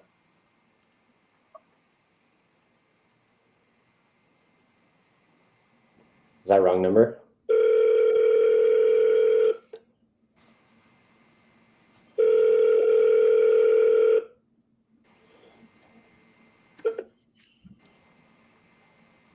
Please leave your message for 7109. Hey, Anthony, it's Brandon Clark. I shot you a text wondering if you ended up selling your house, and you texted back that you didn't. Wanted to see how much you're looking to get for your property. Give me a call back. 760-823-8311. Thanks. We got Nick in the house. Maybe I'll drop a link here, and maybe Nick will jump on with us. Let's see. What's up, bro? But yeah, Todd, remember I said I pushed the auto text on like 300 people just to re-engage with them. One of them texted back and it said not yet, and I've never made contact with this person, and I got a refund. So I tried to call them 1, 2, 3, 4, 5, 6, 7, 8, 9, 10, 11, 12, 13, 14, 15 touch points. And they finally replied. So what did you reply back? When are you looking when would be a good, what did you reply back? Your call is not available. The auto text said, did you sell the property yet? And they said, not yet. And I tried to call them. Oh, now they text me back right now. Okay, cool. I'm still waiting for my mom to come to an agreement to sell. I'm sorry for your inconvenience, but I will call you first when I get her on board, because there were some sweaters in there. Yes, hi. Is Daisy available? Daisy? Yep, Daisy Gaffney. No, Daisy here. No, I'm sorry. No. Thank you. Yeah, Nick's checking to make sure we're calling people, not fucking around. What's up, bro? What's up, Nick? Emergency telephone located at This is an emergency elevator phone. Their apartments 2-3.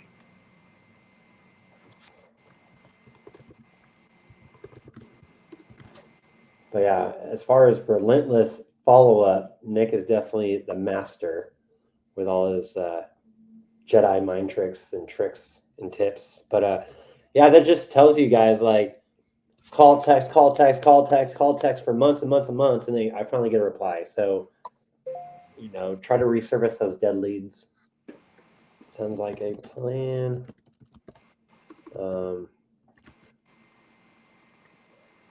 I once in a while leave a voicemail that you probably heard of this. I don't want to call it a trick, but where if there's a voicemail, you say, "Hey, John, this is Todd. I'm calling you regarding your property at Burt Road Street. Man, I got some great news for you." Click, and then you hang up. Oh, yeah. You know what I mean? Yep. Yeah. Or you lose service, so they have to call you back. And then they call you back. They want to hear the great news. Oh, your house is in foreclosure, man. Oh, we are not available now. Please leave your name and phone And number. then I'm here to help you. Pretty much, that's the great news. Nick said, little known fact, I locked up a contract on the second ever call I pitched to a seller. Nice. It's like the first time I ever went golfing, I chipped in like 140-yarder. It went right into the hole. And then another like 30-yarder went right into the hole on the very first day I ever golfed. And I thought, yeah, hi, is Lawrence there? Yep. Hey, Lawrence, this is Todd. I'm calling you regarding the property on Mackenzie Road that's scheduled to go to auction.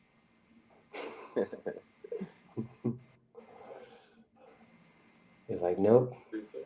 He said, no, thank you. But I got a good number for him. That's the key.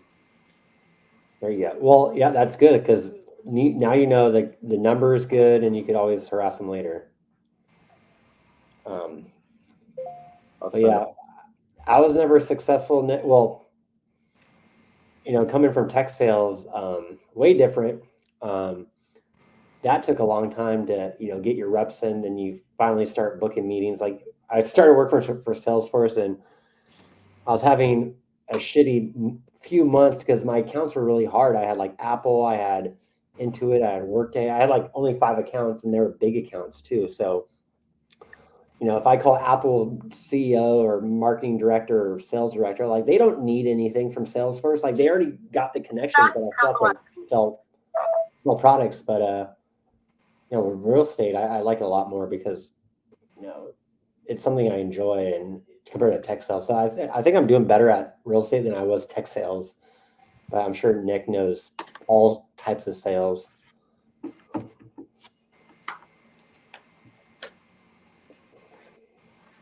You want to check now? You going to the bank?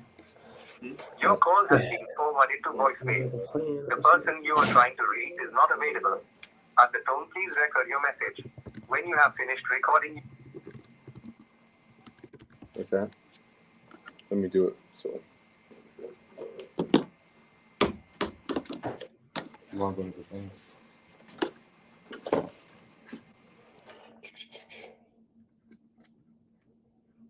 Okay. So that guy says he's waiting for his mom. I said, sounds like a plan. Thanks for getting back to me. Let me put him in a follow-up.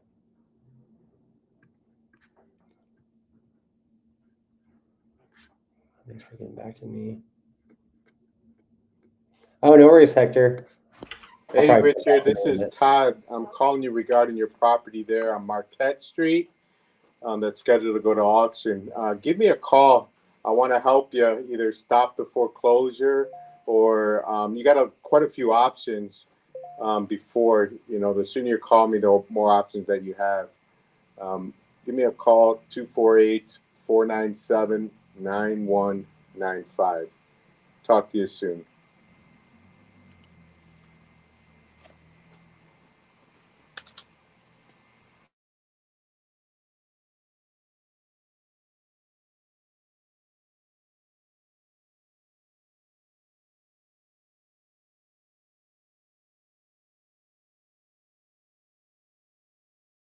because this guy texts back. He says he's not. He's Anthony, yeah. yeah.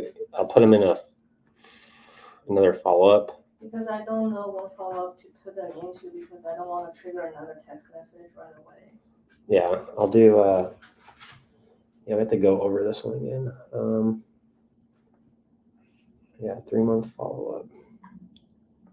I don't even see a 3 months. Yeah, I'll do 20 because I renamed it. I gotta fix this all. So if we put them in 20 days. See you, Nick.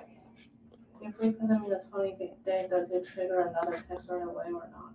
No, I need to go back and edit these. So, because I was looking at the 3-month and 6 months, and I was like, I want to text them more often, so I had to update this.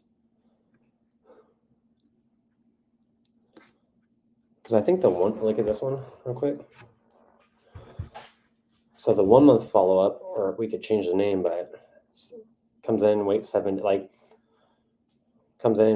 days, drip mode, text, wait 7 days, text, wait 7 days. Like this is so should we just say auto, like 7-day auto text? Can we work on this together when we have more time? Yeah. Let's see. So who replied?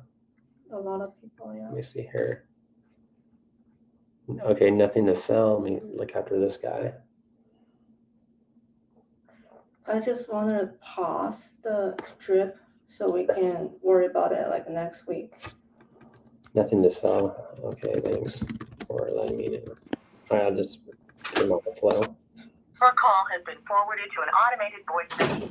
Do you mind just go to the automation and let's just.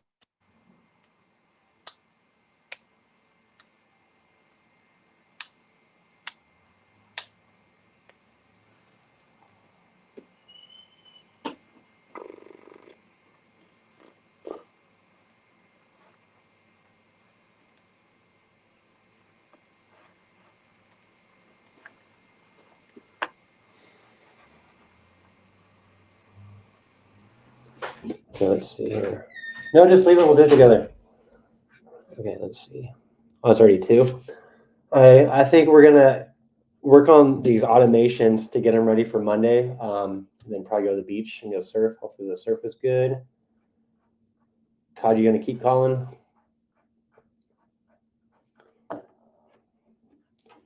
Oh, you're on mute. I'm gonna keep calling, but I'll jump off.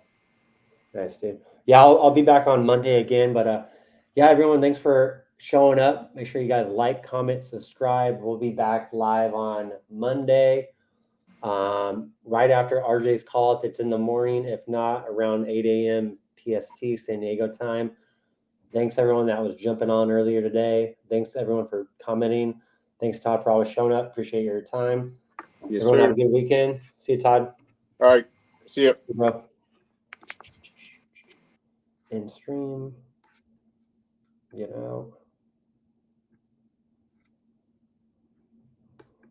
Okay. In stream.